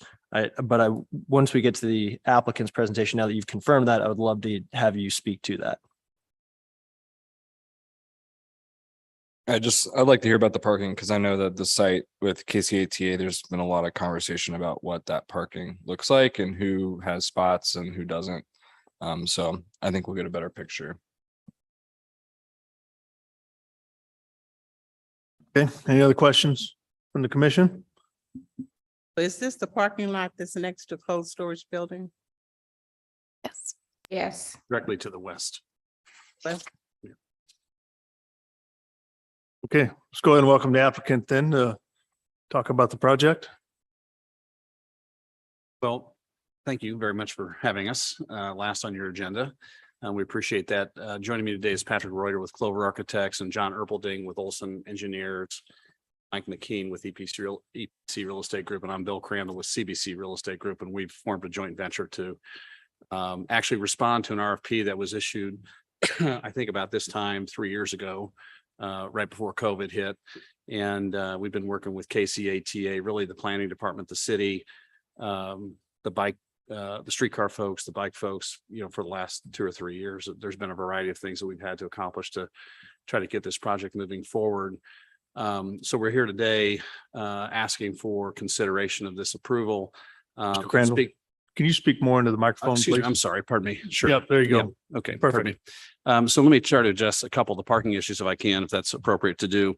So I would note that on Grand Boulevard, approximately 60% of that exposure is activated. We have offices, we have, it's not pure retail, but it would be an activated space. So that I think and it's really right when the property takes a bend to the northeast that where the lot actually narrows that we don't have it, but we do have quite a bit of activity on Grand Boulevard already. With respect to the allocation of spots, the property had 185 public spaces. Right now, we're not replacing any public spaces. All the parking that will be provided will be for the benefit of the tenants, as well as 4 additional spaces, which were also required in our agreement with KCATA. So they'll have, of the 231 spaces, approximately 4 of them will be for KCATA. The rest will be for the residences. And that parks it at just a little over 0.9 or 0.94. We actually wanted 1.1 or something north of that just because of lender requirements and tenant requirements. But in consideration of the request to reduce parking made by Director Williams probably 2 years ago or more, we agreed to reduce the parking, and we think that's fine. It is a TOD site, so we think that's fine. And I guess I would just reemphasize the fact that there was 185 spaces on there before, and those were all public spaces. And at one time, KCATA, because they own the site, went through a pretty extensive analysis to try to identify alternative parking solutions in and around the area. They were well into a discussion with MoDOT about parking under the bridge over on 9th Street. And ultimately, when the city manager came on board, he basically said, we don't need to do that anymore. It told KCATA to do that. So in our view, we've deparked the area by 185 spaces, and we've created density. So we think those are both in concert with the planning directives of the city. I think I've answered both of your questions. If not, I'm happy to try to go further. Chair Crowell, are you okay if I re-ask my question since they're mid-presentation? Or do you want me to wait? The one you asked? Yeah, do you want me to wait until they're done, or? No, you can go ahead and ask now. I mean, I think you're trying to go down, see about going deeper with it. Yeah, so I was wondering if you could explain why it doesn't make sense to excavate more to go deeper, so that way we don't have to grant deviations for Grand Street or Grand Boulevard. And I can handle that one. So as Grand Street goes to the north is where it starts to also slope down. So it's kind of becomes a topography issue. So if you're going to hypothetically put a retail or restaurant type space in, those usually want to be between 60 feet and 70 feet deep. Or in most parking, stall aisle stall is about 60 feet. So as you would go north, if you try and put those in, you're also going down. So if you did put the retail space in, you could not supplement that parking on the lower level because there's just not enough room to ramp down and get underneath what would then be, continue to go down throughout the site. So it becomes a grading issue and spatially how that parking and the retail would interact in that location. That makes sense. Thanks. What is the utility? Is that a sanitary storm sewer? How big is that and how deep is that? It's 75 feet deep, and I believe it's a 72 inch line 75 feet deep down there. Sir, we've actually had it scoped. And I would say that there's some debate about how deep it is. It's somewhere between like 37 and 75 feet deep, but it's deep. And so our agreement, we have an indemnification agreement that we've already negotiated with Water Services Department, which requires us to structurally bridge over that. Is it brick as well? It is, my understanding is it's brick. In 1998 or 1993, they went in and did a bunch of remedial work, created a structure within a structure, as I understand it. Another question. I fully understand that the intent is that for the alternative landscaping, screening, et cetera, will come back later. Clearly, your options will be severely limited by the site and the building. So I wouldn't want to approve something that says we'll address something later and then realize that there aren't enough options to address something later. Can you kind of give me any sense as to, or alleviate my concerns about how you would achieve alternate landscaping plans? Yeah, and one of the site plans that we submitted kind of goes through and shows on each side of the building, kind of each way we plan to individually address it, because of all the slopes and what's occurring on each facade of the building, every side is unique. So I'll just kind of start on the north and go around. The north side, we have probably the most flexibility on that edge because we have our sidewalk, then we have a 4-foot deep planter bed that we're still going through final sizing, but that's, obviously wide enough or deep enough to be able to get good screening on the north side. Along Oak Street on the east, we are proposing tree well planters along the entire facade, and then also planter boxes up against the building, and those are kind of alternating. The tree wells are spaced so they kind of are opposite any balconies of the apartments on the floor 2 or level 2 above. So you're not getting any trees in people's balconies. And then on how much space do you have there on the sidewalk there? Trying to remember. I think that varies. Approximately 8 feet. I think it's like 8 to 10 feet. I can confirm here in a second, but I believe it's 8 to 10 feet. Okay. And then on the south side of the street along 3rd, since we do have the bus stop on the southeast side of the building and then the parallel parking on the southwest, and then obviously our entrance kind of right there in the middle, we're proposing planter boxes along the building as well. We do have room. There's a little bit more room there. I think it's very in between, I think 8 to 12 feet, kind of average to fit all that in. And then that's also kind of those areas we're proposing putting in different types of art and murals, and then also decorative, metal screens on the garage. Obviously intent to keep it that first level garage open air. So we don't want to cover up too much area with murals to make sure we meet code requirements for that. But that's kind of how we're screening all those facades. And then along Grand, we've been, as Bill mentioned, working with KCATA, their development team, and seeing what their plans are, and they have their green strip along that facade as well. So we're still going through there, but also on that facade to the north, where it is, parking, because the lower south side is 60% covered. That's where we're also proposing additional murals and decorative screens on that location as well.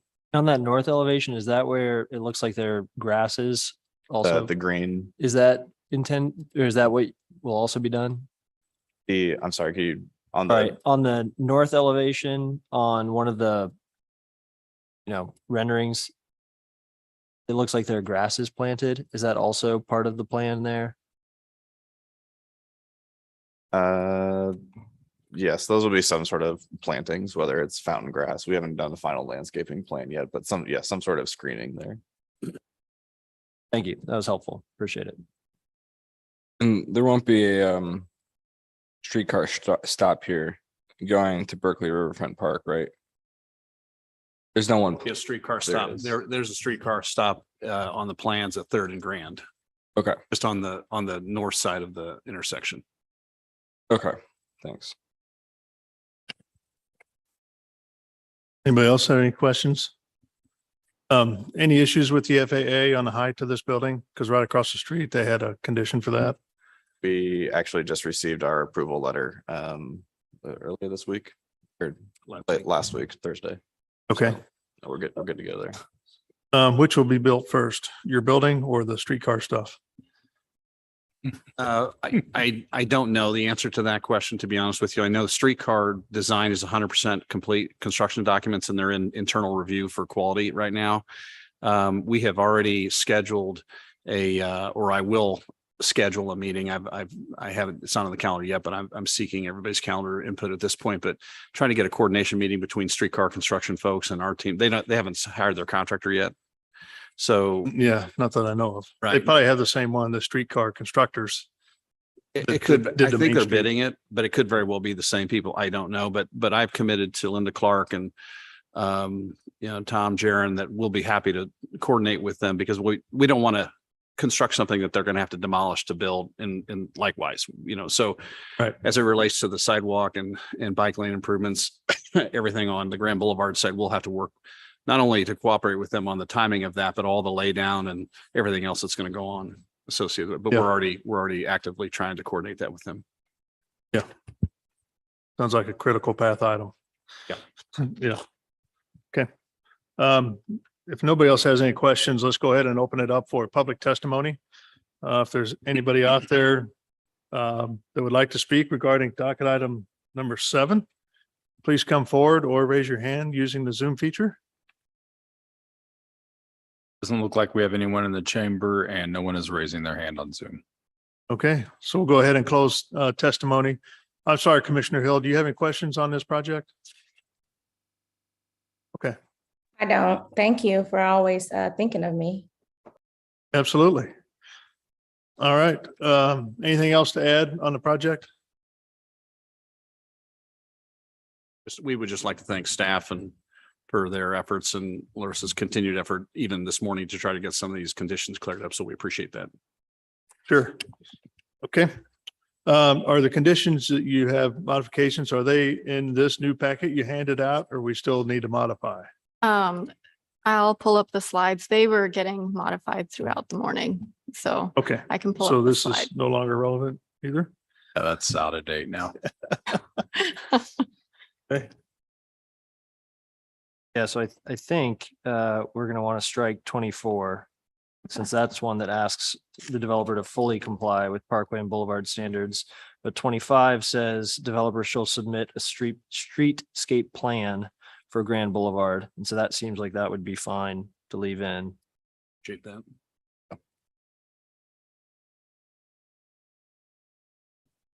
And Sounds like- so the two conditions you would be removing would be conditions 12 and 24, and then revising 27 and 8.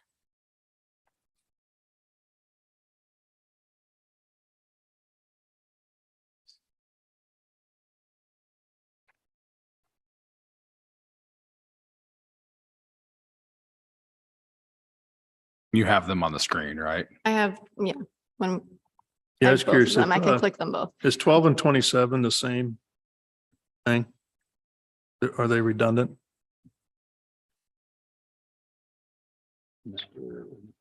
Oh, provide, yeah, 12 was more about access.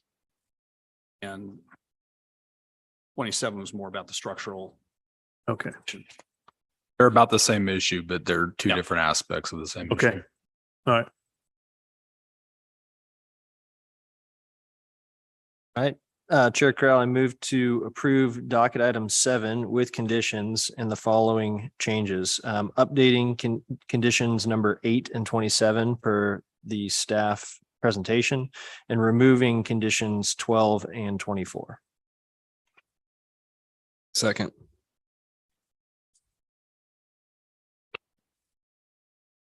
Okay, so I've got a motion and a second for approval of docket item number 7 with modifications to conditions 8, 12, 24, 27, and 25.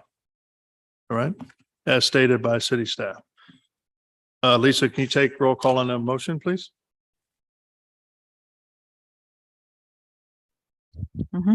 Commissioner Baker, Aye. Beasley, Aye. Crowell, Aye. Enders, Aye. Hill, Aye. and Rojas. Aye. Okay, looks like the motion passes for approval of the project. Thank you for bringing it in and good luck. Yeah, thank you very much. We appreciate it. Thank you. Yep. Your time. Thank you. We weren't the last case by numbers, by the way. It was 7 versus, Fortunately, internet and laptops, you can get along. yeah.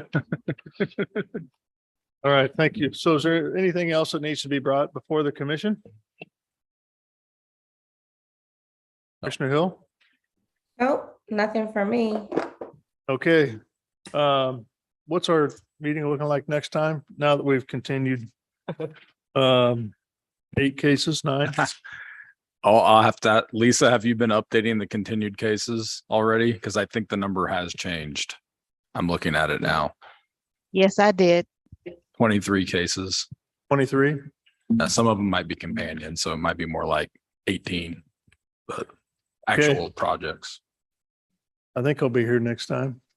All right, Oh, yes, you will be here, Kobe. 23 cases. But if not, let me know. okay. All right, so got a motion to adjourn then? All right. Thank you, everybody. We'll see you in a couple weeks. Bye, everyone. Bye. See ya.